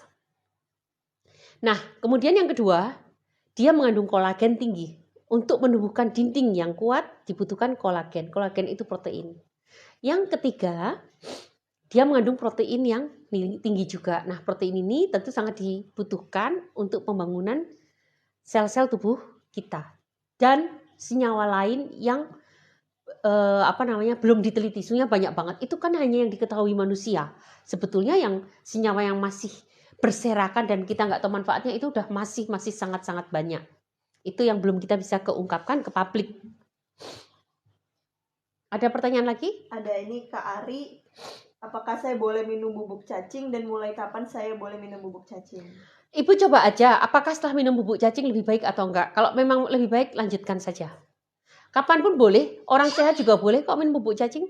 Kayak saya nggak ada masalah kalau emang mau minum bubuk cacing, nggak masalah.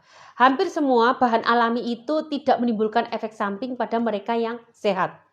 Dok, saya nggak menderita kanker. Bolehkah saya minum herbal anti kanker? Nggak masalah. Dia nggak akan berefek jika Anda tidak sakit sesuai indikasi. Beda sama obat kimia. Dok, saya tidak hipertensi, makan herbal yang anti hipertensi, apakah akan menurunkan hipertensi saya? Dan saya sudah hipotensi? Enggak juga, jangan khawatir. Dia akan bekerja hanya pada kalian yang hipertensi. Ketika tidak hipertensi, itu enggak akan berpengaruh juga. Jadi kelebihan dari makanan alami, termasuk bayam, sayuran, buah apapun, termasuk herbal, ketika masuk ke dalam tubuh kita, dia lebih selektif. Dia akan bekerja pada organ atau penyakit yang sakit gitu. Berarti jatuhnya jadi kayak makanan minuman biasa aja. Ya. Cuma dosisnya harus kalian perhatikan. Ya kalau sehat ngapain pakai dosis tinggi gitu? Nggak perlu kan hanya untuk maintenance. Beberapa teman kita yang sudah sembuh dari asam lambung juga hanya mengkonsumsi herbal encer saja satu sendok satu hari kayak minum teh, atau ada yang minum hanya setiap malam aja. Itu kan tidak masalah. Jadi untuk maintenance. Nah ini kalau dia udah minum teh ramah, terus mau ditambah bubuk cacing, itu gimana cara pakainya ya Bu? Nanti ikut direbus saja Kak. Bubuk cacing itu 1 sampai 3 saset. Dari 1 saset dulu.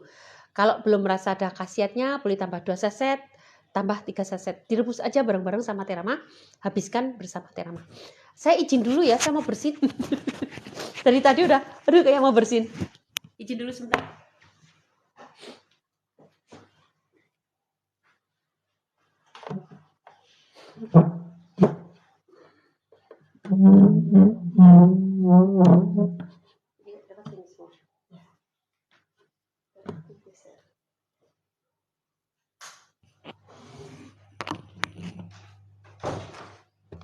Ayo nih, boleh nih yang mau ditanyakan lagi bisa langsung ditanya-tanyain aja. Jadi nanti setelah Dokter Ernanya kembali langsung dijawab nih, nggak nunggu-nunggu lagi.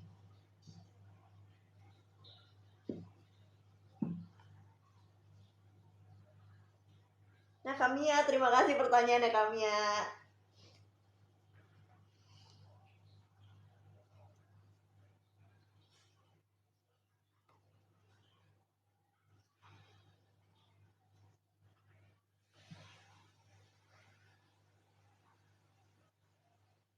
Madu yang di samping buat apa? Ini madu ada di sini cuma madu imun untuk menambah kekuatan imun dari gempuran virus, bakteri, dan kuman-kuman lainnya. Dan juga untuk daya tahan tubuh. Jadi yang sehat pun juga nggak apa-apa minum madu imun. Atau yang di sampingnya madu ini minyak zaitun. Ya kemarin madu imun ada lagi nggak selain madu imun? Selain madu imun belum ada lagi Bu sekarang. Aduh bro, Lagi nggak ada kan? Enggak. Untuk saat ini madu hanya ada madu imun aja Kak. Madu Pro belum. Nah kita ada lagi satu produk madu lagi namanya Madu Pro, tapi stoknya sedang tidak ada. Jadi kalau untuk saat ini untuk madu hanya ada madu imun ini.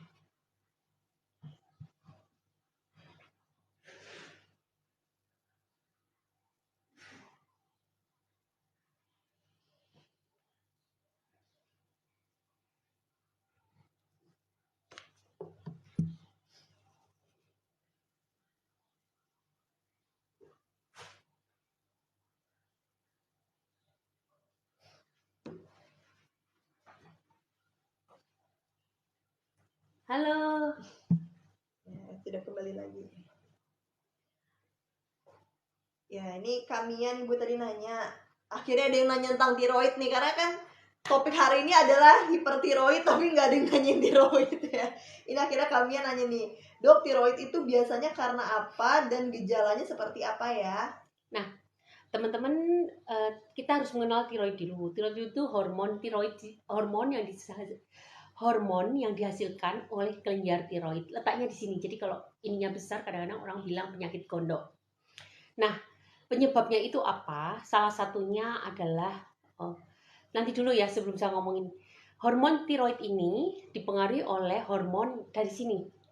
Dari kelenjar pituitari yang ada di otak kita. Di otak kecil kita ini ada yang namanya kelenjar pituitari.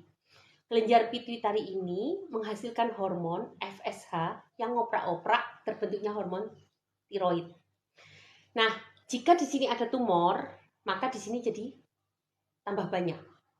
Kalau di sini ada tumor, maka FSH-nya terlalu banyak, otomatis hormon yang dihasilkan, hormon tiroidnya juga akan terlalu banyak.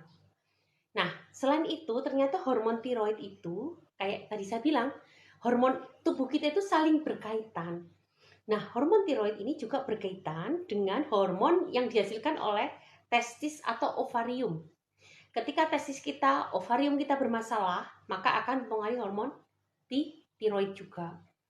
Demikian juga ketika tiroid kita tinggi, akan mempengaruhi hormon testis dan ovarium juga. Oleh karena itu, orang yang hamil kadang-kadang ada hipertiroid.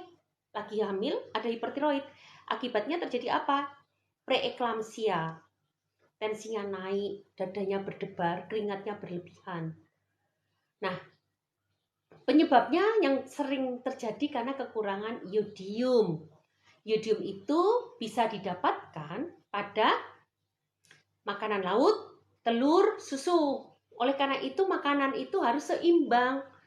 Janganlah kalian terlalu maaf, makanya saya nggak setuju ya dengan diet karnivora atau yang hanya satu saja. Yang lebih baik seimbang, tapi komposisinya terukur, tertentu, tidak berlebihan ke satu hal. Bukan 4 sehat 5 sempurna juga ya, saya tidak menganut 4 sehat 5 sempurna. Nah, oleh karena itu kalau kalian ingin sehat, terus saya ingin sehat dok, terus caranya gimana? Kalau pengen sehat ya, karena saling berkaitan, maka tubuh kalian harus sehat. Karena stres mempengaruhi hormon tiroid, kesehatan testis, kesehatan ovarium, mempengaruhi hormon tiroid. Otak belakang kita juga akan mempengaruhi tiroid.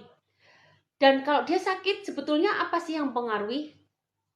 Yang menyebabkan itu sebenarnya tidak jelas. Bisa infeksi, kalau nggak infeksi, bukan karena tumor, apa dok? Gaya hidup kita yang keliru. Karena tiroid itu bertujuan untuk mengendalikan semua metabolisme di tubuh. Hormon tiroid itu mengendalikan semua metabolisme di tubuh. Ketika metabolisme kita kacau, maka hormon tiroid akan terpengaruhi. Entah karena terlalu aktif atau kacau balau, maka hormon tiroid kita akan terpengaruhi. Akibatnya apa? Akibatnya hipertiroid. Nah, kalau sudah hipertiroid, maka kita jadi keringetan. Karena metabolismenya meningkat kan. Pembakarannya meningkat, maka keringetan, mudah lapar, jantung berdebar keras, semuanya bekerja keras. Jantung bekerja lebih keras, jadi berdebar-debar. Denyut pembuluh darah bekerja keras, maka tekanan pembuluh darahnya jadi naik. Terus apalagi ya, mudah marah, stres. Kan otak juga suruh bekerja keras, jadi stres. Nah, itu semua karena hormon tiroidnya terlalu banyak.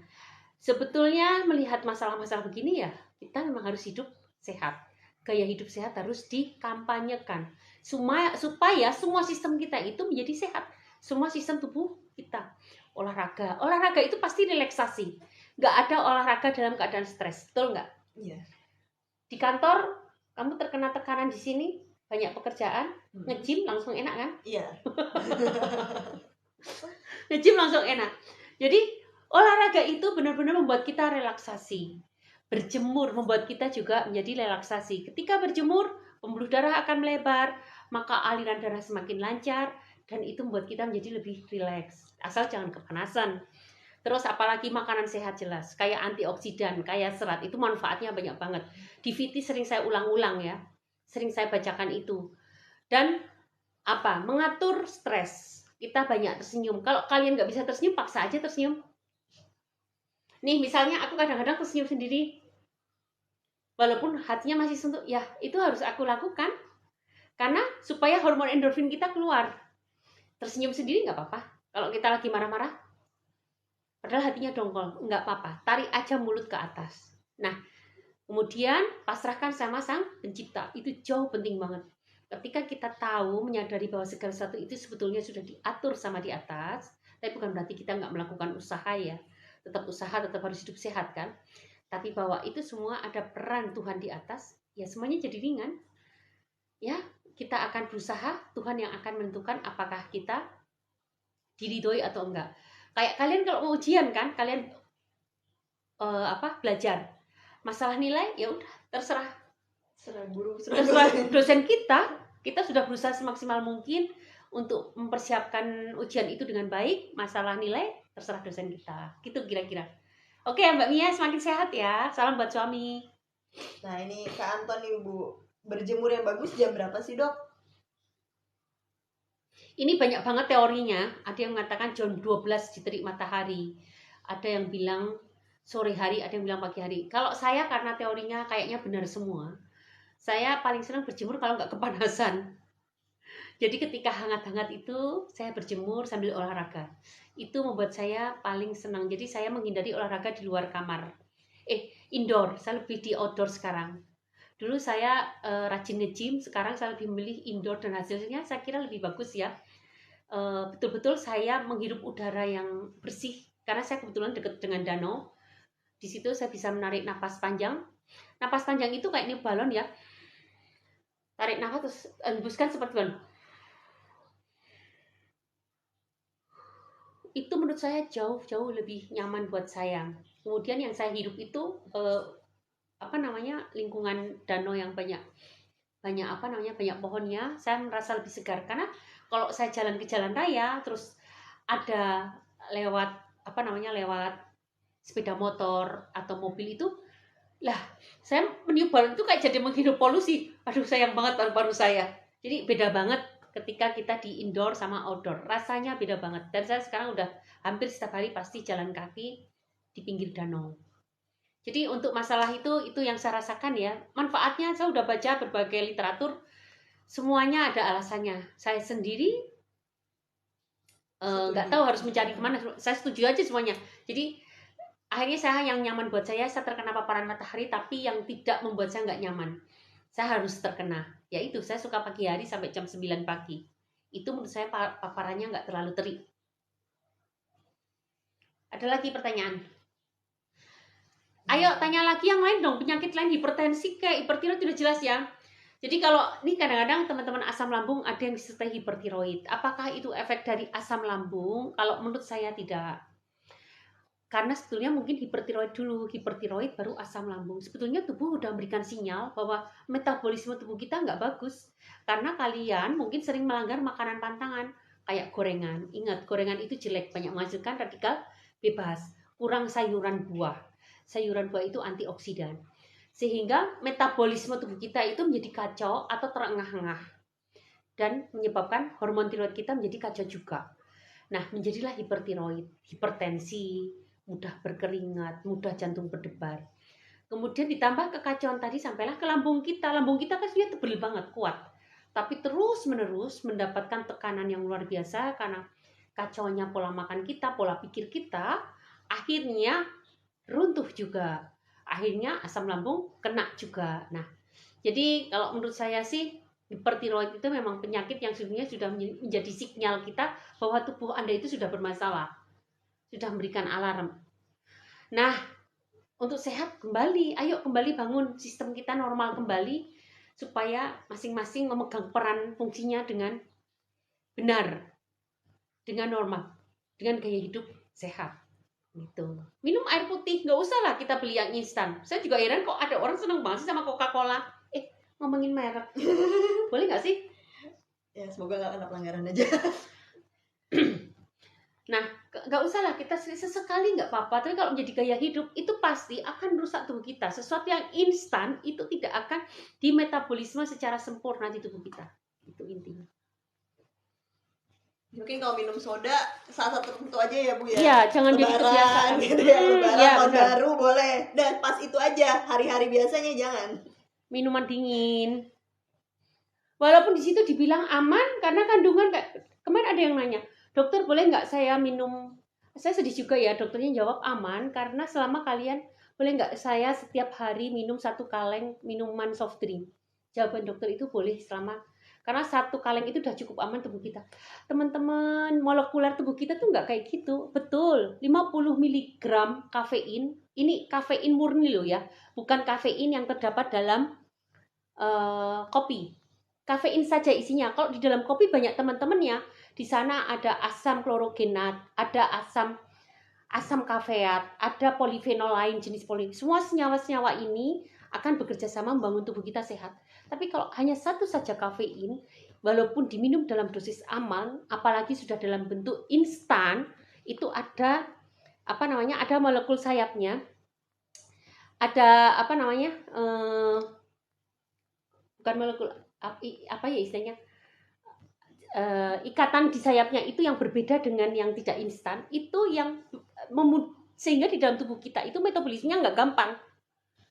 50 mg oke aman, tapi sebetulnya dia menimbulkan residu yang tidak sempurna untuk dimetabolisme atau dilisis atau dibuang. Semakin lama akan semakin menumpuk, yang tadinya aman numpuk akhirnya jadi racun. Oleh karena itu banyak banget kita jumpai gagal ginjal karena minum minuman apa? Bukan soft drink itu banyak apa yang Soda. bukan minuman yang buat kita nggak tidur itu loh. Bahasanya apa sih? Energy drink ya? Oh ya, energy drink. Energy drink. Jadi saya kok nggak sepakat ya, nggak. Memang teorinya begitu, itu urus, tapi ketahuilah di tubuh itu nggak menerima. Di pabrik memang sudah diteliti, batas aman adalah 50 mg, batas aman. Tapi di dalam tubuh secara molekuler dia tidak dimetabolisme secara sempurna. Seperti halnya kapsul. Kapsul itu memang ada batas aman, tapi terus-menerus menggunakan kapsul, ada suatu senyawa tertentu yang tertimbun, terakumulasi, dan pada akhirnya akan menimbulkan efek samping. Nah, tadi saya bilang rantai sayap. Jadi bentuk itu kan bentuk molekul, ada rantai sayapnya. Rantai sayap pada instan dan yang alami itu berbeda. Teman-teman mudah-mudahan bisa memahami omongan saya ya. Saya terlalu cepat nggak? Enggak. Semoga Bisa dipahami teman-teman penjelasan saya. Kalau enggak tanya lagi ya. Kita diskusi di sini. 2 jam kurang berapa menit lagi nih? Kurang 20 menit lagi. 20 menit lagi. Ini di 20 menit terakhir ada yang nanya. Kak Anton nanya lagi nih, hernia bagi nenek-nenek 70-an, bagus makan apa aja dan makanan apa aja yang harus dihindari? Hernia itu adalah kerusakan jaringan. Jaringannya melemah sehingga timbul lubang. Mau hernia atau enggak, makanan sehat itu penting, tapi ini tidak berarti terus menyembuhkan hernianya. Karena itu saya rasa, karena apalagi udah usia tua ya, mau tak mau harus dengan operasi kalau parah untuk menyumbat lubangnya. Tetapi kalau masih anak-anak mungkin masih bisa terbentuk jaringan baru sehingga lubang itu bisa tertutup kembali. Tapi kalau sudah sepuh, udah 70 tahun kayaknya susah deh. Sampai kita harus harus dengan cara alami. Kalau makanan sehat itu baik sehat ataupun tidak sehat memang wajib dilakukan supaya tidak ada komplikasi atau penyakit penyerta yang lain. Tetapi makanan sehat ini akan mengobati hernia? Tidak ada. Hernia untuk apalagi usia tua mau tak mau harus lakukan operasi. Oke, itu ada lagi. Ini Kak Siti Hawani. Apakah asam lambung bisa kena kolesterol? Soalnya saya dikasih obat kolesterol. Dia berobat asam lambung ke dokter, dikasih obat kolesterol juga, dia bingung kenapa gitu. Nah, pada asam lambung itu mungkin ada empedunya ya Kak? Ada empedunya masih ada nggak? Ini nggak bilang sih. Empedunya. Kalau asam lambungnya karena gangguan empedu ya, maka pembentukan kolesterolnya akan terhambat, pembentukan atau malah sebaliknya. Oleh karena itu dokter untuk mengantisipasinya memberikan obat anti kolesterol. Tapi kalau ada hubungannya dengan empedu. Tapi kalau tidak ada hubungannya, mungkin saya belum mengetahui apa hubungannya. Cuma memang pada penderita asam lambung banyak terjadi peradangan. Nah, peradangan ini bisa menyebabkan kekentalan darah. Peradangan bisa menyebabkan kekentalan darah. Nah, salah satunya kekentalan darah itu kolesterol yang membuat semakin meningkat. Makanya dokter memberikan anti kolesterol. Tapi kan awalnya dari peradangannya. Jadi saran saya sih peradangannya yang disembuhkan, bukan anti kolesterolnya. Ini nggak pakai ini tapi jelas nggak saya ngomong?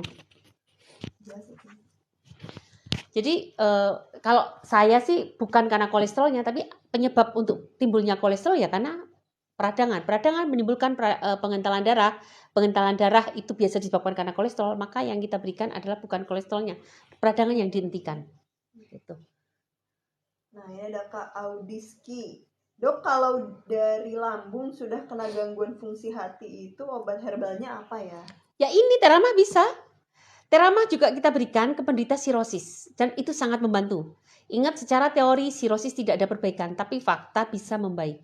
Sirosis itu apa? Sirosis itu pengerasan sel hati. Sel hatinya itu membatu, pada mati dan tidak beregenerasi. Memang susah. Regenerasi sel hati menurut teori susah. Fakta pemeriksaan lab semakin bagus. Berarti ada regenerasi sel. Salah satunya adalah dengan temulawak dan kunyit pada Terama. Dan Terama itu isinya banyak banget ya. Artinya herbalnya itu akan saling melengkapi sehingga fungsinya akan semakin bagus. Kalau hanya 1-2 kurang kuat, tapi kalau semakin berjamaah maka akan memberikan efek yang semakin bagus. Jadi gunakanlah Terama. Nanti kita kontrol apalagi tambahannya. Karena biasanya saya juga nggak suka memberikan herbal. Karena saya tujuannya bukan hanya jualan herbal ya. Semakin saya banyak menjual herbal, maka semakin laku. Tujuan saya bukan begitu kan. Makanya saya sama teman-teman biasanya 3 sekawan dulu kita lihat. Kalau 3 sekawan tidak ada perbaikan, kita buatkan ramuan khusus untuk gangguan hatinya. Tapi rata-rata akan membaik. Jadi saya paling nggak senang kalau langsung ujuk-ujuk menjual. Memang tujuannya adalah meregenerasi sel. Itu pakai tahapan. Kalau memang bisa dengan cara yang mudah, murah, kenapa enggak? Karena target kita adalah kesembuhan kalian. Kalian bisa sembuh, gitu ya. Oke, ada lagi? Nah, ini Kak Diski nanya, ada akun toko orennya? Ada toko orennya, bisa dicek aja di link di bio ya Kak. Ada. Di TikTok Shop ada. Ya. Semuanya udah komplit. TikTok Shop, toko oren, toko hijau, ada semua. Aman.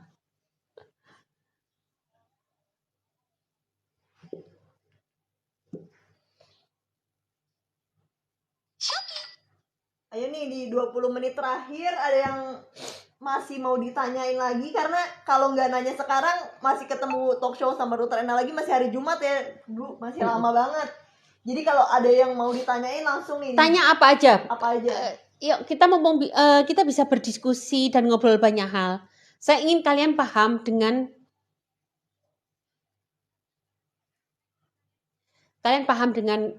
metabolisme tubuh sehingga bisa mencegah untuk sakit lebih lanjut atau kalian bisa membuat tubuh kalian jadi lebih sehat.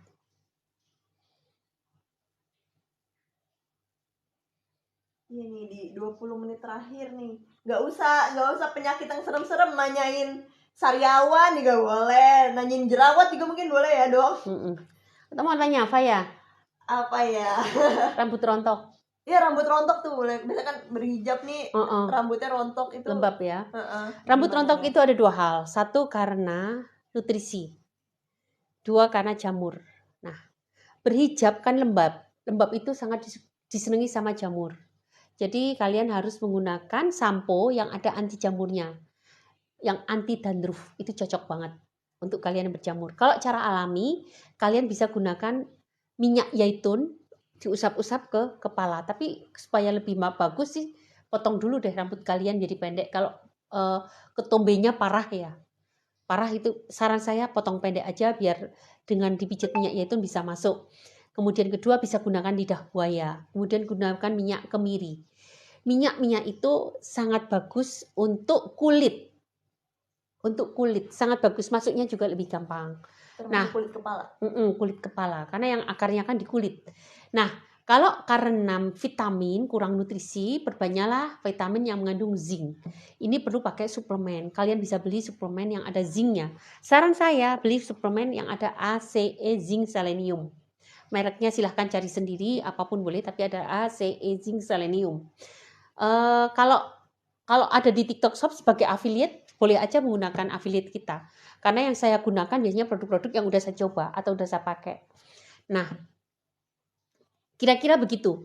Tapi pastikan rambut kalian kalau bisa dipotong supaya tidak terbebani ya. Jadi ada dua, satu karena alergi, satu tadi kurang nutrisi, kedua jamur, ketiga alergi juga bisa.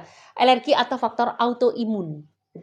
Kalau udah ngomongin autoimun itu memang bisa merusak semua organ kita. Jadi autoimunnya yang diperbaiki. Caranya apa? Autoimun tadi melawan imun kita dengan cara apa? Imun ini yang terlalu giat ini adalah bentuk golongan yang partikel-partikel berbentuk sel atau partikel-partikel kecil. Itu timnya sitokin biasanya. Nah, lawannya adalah imun yang bersifat humerus, bersifat cairan, yaitu antibodi. Tingkatkan antibodi kalian. Salah satunya untuk meningkatkan antibodi kalian dengan perbanyak probiotik. Gunakanlah madu imun. Beberapa pasien kita banyak yang membaik dengan madu imun. Karena antibodinya meningkat, maka sitokinnya akan tertekan dan autoimunnya akan terkendali. Setelah itu gunakanlah ramuan untuk autoimun. Nah, kalian bisa pesan di TikTok Shop, juga ada ramuan untuk autoimun. Tapi jangan lupa harus merubah gaya hidup. Nanti kalau kalian udah jadi pasien saya, bisa ikut di grup. Nanti kita ajari gaya hidup yang sesuai dan kalian bisa kapanpun konsultasi untuk masalah itu di grup.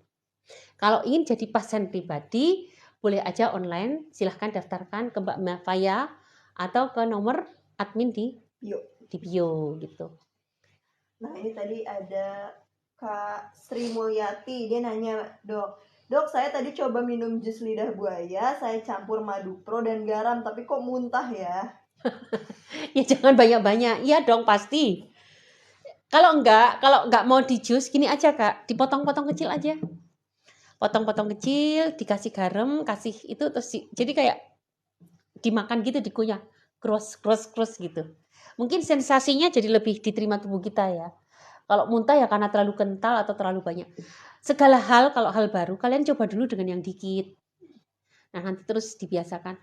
Kak, Mbak Sri Mulyati, gejalanya apa? Apa mau ganti pakai bubuk cacing? Tapi bubuk cacing kita baunya badek banget loh, nggak enak. Jangan-jangan muntah juga nanti. Baunya nggak enak tapi manjur. Contohnya Pak Irwan tuh di grup 3. Setelah beliau pakai bubuk cacing, wah perkembangannya luar biasa. Tadinya kan ngeluh terus di grup. Tapi alhamdulillah setelah menggunakan bubuk cacing terkendali, berarti cepat reaksinya. Ya, kalau sakit banget memang, kalau kalian sakit banget bisa dipastikan kalian ada luka. Bayangkan luka di tangan aja sakit, kena air aja pedih. Ini kena makanan, kena minuman, kena asam lambung coba. Luka di lambung, sakitnya kayak apa coba? Aduh, bisa kayak perut melipat terus kram ya. Luka di lambung disiram asam lambung. Asam lambung itu sama dengan asam cuka. Asam sulfat kalau nggak salah. Itu molekulnya hampir sama. Kemudian ditambah dengan makanan dan minuman yang terus masuk. Ya kayak apa sakitnya luka kita suruh bergerak terus. Nah, alhamdulillah menggunakan bubuk cacing kita walaupun rasanya buadek, baunya nggak enak. Baunya ya kalau rasanya sih nggak ada. Ya ternyata cepet. Nah, Bu Sri Mulyati coba pertimbangkan pakai bubuk cacing, tapi itu baunya nggak enak ya karena asli alami.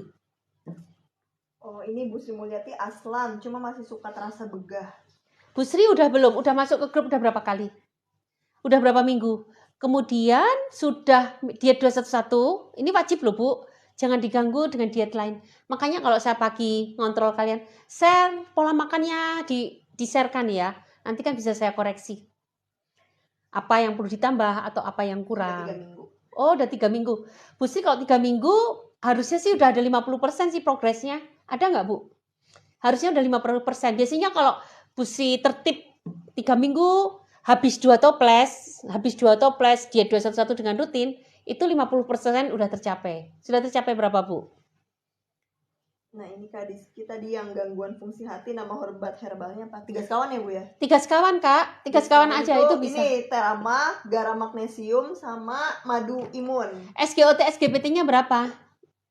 Nanti kalau sudah masuk grup, Kakak harus ada before after-nya untuk menilai perkembangan secara objektif, secara lab. Cek dulu SGOT, SGPT-nya berapa, kemudian nanti setelah menggunakan terama, 3 sekawan, 2-3 toples selama 1 bulan, cek SGOT, SGPT-nya juga. Biasanya disertai dengan klinis yang membaik. Klinis yang baik itu gejalanya mulai enakan gitu.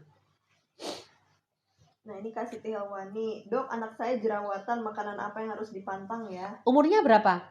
Remaja mungkin ya, kalau yang lagi hormonnya lagi tinggi-tingginya. Kalau remaja Bu, karena beda ya. Jerawatan pada usia remaja, terus jerawatan pada usia yang sudah dewasa itu beda. Kalau jerawatan pada remaja itu coba banyak makan kedelai saja, susu kedelai itu sudah cukup membantu. Baik pada laki-laki maupun pada wanita. Gunakanlah susu kedelai. Kemudian bisa juga dioles dengan minyak zaitun. Minyak zaitun yang asli kebun kita punya. Kemudian boleh nanti menggunakan air destilasi. Air destilasinya beli di apotik. Air destilasi, kemudian dikasih garam kita, garam magnesium diencerin gitu. Tapi airnya kemudian dikompres-kompreskan juga bisa. Nah, bagus juga menggunakan madu pro. Cuma madu pro itu kita tidak sedang produksi madu pro. Tapi kalau kakak mau bisa gunakan madu imun yang dimakan. Karena dia akan mengendalikan bakteri jahatnya. Ingat, jerawat itu juga karena bakteri. Loh, madu imun kan diminum. Ya boleh aja sesekali ditambah ditotol gitu boleh. Dan diminum juga. Bakteri itu bisa kemana-mana kok, nggak hanya di perut juga. Ya, jadi dan dia menghasilkan metabolit yang baik. Metabolit itu semacam produk. Dia mengeluarkan semacam senyawa yang juga akan bisa bekerja dengan jarak jauh. Bisa bekerja di tempat lain. Jadi itu juga akan bermanfaat gitu. Ternyata udah dewasa Bu, umurnya 26 tahun sudah. Ya kalau 26 tahun berarti udah infeksi itu, infeksi dan hormonalnya belum seimbang. Kalau hormonalnya belum seimbang, kedelai. Infeksinya mau tak mau menggunakan tadi air garam yang kuat. Saya lupa. Saya tuh punya masker yang bagus. Masker yang bagus sebagai anti infeksi. Ini bisa dipakai nanti, masker jerawat. Nanti dicek ya di Tokopedia. Toko hijau. Maaf ya TikTok, Masya Allah. Nanti di TikTok Shop kita tambahin deh. Nanti nunggu Mas Herdi ya. Kita tambahin di TikTok. Itu ada masker jerawat dan itu cukup efektif kok. Kakak bisa lihat di VT-nya, VT kita before after-nya ada tuh yang berjerawat banyak, ada 2 atau 3 orang. Coba pakai itu masker jerawat dan tadi seperti yang saya sarankan karena umurnya 26 ya. Kalau masih anak-anak sih itu masalah hormonal, susu kedelai gitu aja udah cukup. Hanya masalah hormonal, tapi kalau udah dewasa itu juga masalah ada bakteri dan lain-lain, apalagi sering kena perlakuan ya. Perlakuan itu kadang-kadang menghilangkan homeostasis muka menjadi lebih sehat. Malah menjadi nggak seimbang, menyebabkan bakteri mudah banget tumbuh di situ. Gitu. Nah ini di 5 menit terakhir Mas, ada satu pertanyaan terakhir nih dari Kak Ica. Halo Kak Ica, Halo, Kak ketemu Ica. baru kenal ya. Bu, ini tadi yang nanya siapa yang jerawat? Jerawat ini anaknya Bu Siti Hawani. Bu Siti bukan dari grup kita ya? Salam kenal juga ya Bu Siti nanti bisa menjadi anggota grup kita dan kita bisa ngobrol banyak hal nanti di grup ya. Sebetulnya bisa aja ya nanti kita bikin. Kalau sebetulnya kita ada banyak grup. Ada grup Aslam dan ada aneka grup yang berbagai penyakit. Nanti kita bisa masuk ke situ dan boleh ngobrol apa aja di situ. Nah ini pertanyaan terakhir dari Kak Ica. Dok, kenapa ya saya setiap selesai makan lambung masih perih terus sampai mual muntah, rasanya asam. Nah ini berarti asam lambung ya? Ya karena sensasi asam lambung. Kakak udah mencoba 3 sekawan. Kalau udah mencapai 3 sekawan masih seperti itu bisa jadi detox. Biasanya pada 1 minggu pertama. Tapi pada minggu kedua, jika kakak melakukan 3 sekawan dengan benar dan diet 211 dengan benar, terus mengendalikan kecemasan dengan benar, dan keempat tidak melanggar pantangan, maka bisa dipastikan minggu kedua sudah enakan. Tapi kalau minggu kedua masih tidak enak, minum 3 sekawan dan diet 211, biasanya karena kakak melanggar pantangan. Jadi banyak banget teman-teman kita di grup yang dia masih banyak keluhannya, tetapi setelah kita korek ternyata banyak melanggar pantangan. Ya kalau melanggar pantangan kan sudah dibilang bahwa itu pantangan. Kalau melanggar pantangan sensasi menjadi timbul, ya itu memang harusnya begitu. Suatu hal yang wajar. Jadi gitu ya. Sudah nih, udah tinggal 4 menit. Oke, udah berapa menit? Tinggal 4 menit lagi. Ada pertanyaan? Ada pertanyaan? Atau siapa yang mau tanya? Mbak Faya apa? Tadi berjilbab udah ya, jadi kelembaban harus dijaga supaya nggak lembab ya. Ketika sampai rumah kalian harus lepas jilbab, diangin-anginkan, di kipas angin. Biasanya rasio keramas yang baik tuh seminggu berapa kali? Nah itu dia. Kalau sebetulnya kalau terlalu sering keramas, maka tidak ada bakteri baik di sana. Dia ikut, karena keramas itu kan mengandung anti dandruff, antibiotik, sehingga bakteri baik pun ikut mati. Jadi jangan terlalu sering. Sebetulnya yang paling tahu tuh diri kita sendiri. Coba kakak cari ketika keramas sehari sekali, keramas 2 hari sekali, itu paling nyaman di tubuh tuh apa sebetulnya. Karena sebetulnya habitat flora fauna di tubuh kita itu tergantung kitanya. Karena pH tubuh kita itu beda-beda. Walaupun ada rentang, tapi sebetulnya beda-beda. Makanya sifat bakteriku akan berbeda dengan sifat bakterimu. Masing-masing. Nah, untuk berapa? Coba tentukan apakah sehari sekali jauh lebih baik daripada 2 hari sekali. Tapi kalau sehari sampai berkali-kali saya kira nggak bagus, kecuali kalian hanya membasahi rambut tanpa sampo. Karena sampo mengandung antiseptik, berarti membunuh bakteri juga. Bakteri jahat pun dalam jumlah dikit masih kita butuhkan kok. Apalagi bakteri baiknya. Jamur dalam jumlah dikit juga masih kita butuhkan.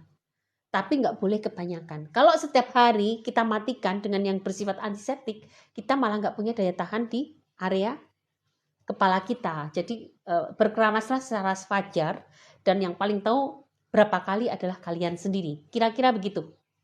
Makanya di teramah itu kan kita nggak menentukan berapa sih harus minum. Kita hanya memberikan panduan. Panduannya 3 sendok makan. Tapi kalian bisa turun, juga bisa lebih. Tentukan sendiri mana dosis yang terbaik untuk kalian tanpa kalian harus merasa takut terjadinya detox gitu. Nah ini Kak Ica nanya kalau mau join grup gimana caranya? Gimana Kak? Nah cara join grup adalah dengan menjadi pasien dari Dokter Erna. Cara jadi pasien Dokter Erna adalah dengan menggunakan produk-produk ini nih, produk-produk yang bisa kalian lihat di depan. Ya, kalau kakak semua sudah menggunakan produk-produk yang ada di depan sini, kakak akan otomatis menjadi pasien Dokter Erna dan akan juga masuk ke grup. Itu Dan grupnya akan selamanya dipandu. ya. Grupnya selamanya, jadi selamanya akan menjadi pasien Dokter Erna dan selamanya akan dipandu perkembangannya bersama Dokter Erna dan teman-teman lainnya. Ya. Ngomong-ngomong, Kak Ica sakit apa sih? Asam lambung. Temennya banyak Kak Ica. Ayo masuk aja ke grup. Biar bisa kok, kalian bisa sembuh. Kalian bisa sembuh. Sebetulnya kita mau bikin sistem juga ya. Gimana ya? Nanti kita bicarakan sama tim kita ya. Supaya kalian buat TikTok juga. Dan ngajak teman-teman lain untuk sembuh bersama kalian juga. Jadi kesembuhan itu jangan hanya untuk kamu sendiri. Kamu bisa mengajak teman-teman yang lain untuk sembuh bersama kalian. Tapi caranya bagaimana nanti saya tak cerita ke tim kita ya. Supaya saya sedih banget ya, soalnya di WA saya aja ada 1.000 sampai 2.000 penderita asam lambung. 1.000 banyak sekali loh. Satu RT aja nggak ada 1.000 orang. Satu RW, satu kelurahan. Iya, mungkin satu kelurahan. Gila, nggak? Itu banyak banget itu. Dan semuanya disertai dengan anxiety yang membuat mereka takut hidup. Mereka ketakutan ingin mati, takut keluar, dan seterusnya. Itu yang membuat saya menjadi tidak produktif. Padahal harusnya nggak begitu. Tapi memang saya curiga sama COVID sih. Kayaknya setelah ada COVID kok gejala asam lambung semakin meningkat dan semakin parah. Saya curiga itu. Makanya ini jangan lupa, ini harus dipakai. Ini anti COVID banget. Nah, oleh karena itu teman-teman, nantilah kita bagaimana ya mengkampanyekan hidup sehat ya. Saya sendiri tentu menjadi kurang kurang kuat. Saya ingin mengkampanyekan. Kalau mengkampanyekan saya butuh tim yang banyak, butuh tim. Nanti akan saya bicarakan sama tim saya bagaimana supaya kita pejuang-pejuang asam bisa saling mengkampanyekan hidup sehat dengan cara murah dan gampang.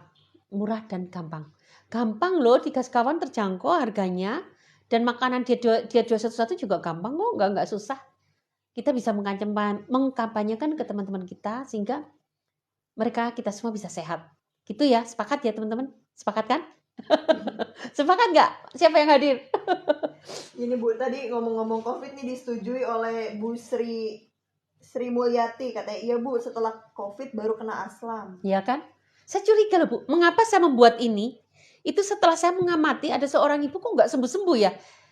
Ternyata setelah saya tanya ada riwayat COVID dan saya bikin survei waktu itu, ternyata memang yang terkena COVID akan lebih lama dan gejalanya lebih parah dibandingkan yang belum terkena COVID. Padahal kita nggak terkena COVID juga nggak ngerti ya. Iya kan? Orang yang daya tahan tubuhnya bagus mungkin kan nggak harus menunjukkan gejala kan? Dan yang awalnya sehat pun karena COVID jadi bisa terpicu ya mungkin. Iya, bisa jadi kan? Karena yang berbahaya itu adalah partikel dari fraksi, potongan-potongan dari DNA COVID tadi. Dia sudah tidak hidup, tapi dia meninggalkan potongan-potongan DNA yang mungkin tidak bisa dieliminasi, dibuang oleh tubuh kita. Jadi jangan dikira gede-gede, kecil-kecil, tapi itu membuat reaksi imun kita itu menjadi bergerak, memberikan respon imun kita itu menjadi berlebihan. Misalnya asam lambung jadi banyak yang keluar. Ini kayaknya ada benda jahat nih. Padahal hanya berupa partikel fraksi DNA yang terpotong-potong. Nah, asam lambungnya jadi berlebihan keluar. Reaksi kecemasan jadi keluar berlebihan juga dan seterusnya. Mungkin itu masih asumsi ya. Tapi setelah saya mengamati sekian tahun saya menjadi pasien, saya betul-betul mencurigai ada kambing hitam di balik COVID. Tapi untungnya ada kok, ada penyelesaiannya kok. 3 sekawan alhamdulillah udah banyak bantu teman-teman. Asal kalian disiplin, sabar. Disiplin, sabar, dan ikuti program kami dengan benar. Gitu. Iya nih Kak Ica bener Bu, asam lambung dan anxiety rasanya nggak enak banget setiap hari. Oke Kak, semangat ya. Semangat. Ayo semangat, nanti masuk grup. Banyak kok temennya yang bisa berhasil. Nanti kita akan saling menyemangati di grup. Ini udah nggak ada yang nanya. Oke, kita tutup ya. Ya, Ayo. jam 11 juga sudah. Ya, begitu saja talk show episode 6 bersama Dr. Erna Cipta dengan topik hari ini adalah asam lambung dan hipertiroid. Terima kasih buat teman-teman yang sudah join live dari jam 9 tadi sampai jam 11 ya, udah 2 jam join live. Makasih banget yang udah aktif bertanya, aktif menjawab, dan terima kasih juga yang sudah check out produknya di berbagai platform. Terima kasih. Sampai ketemu untuk yang sudah check out, sampai ketemu di grup.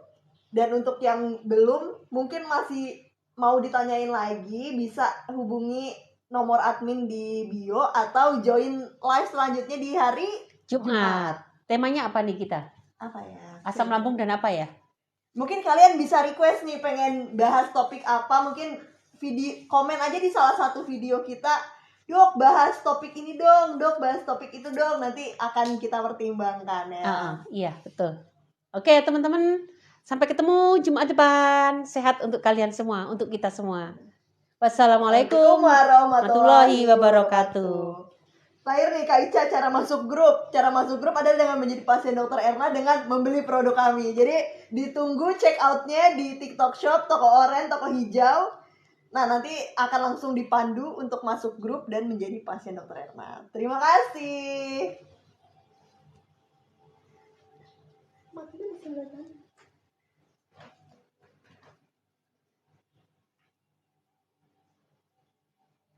Direkam bisa nggak? Nggak bisa, Bu. Di TikTok. Bisa recording.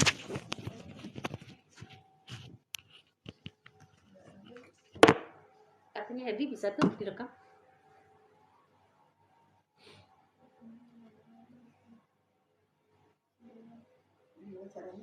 Disimpan bisa nggak?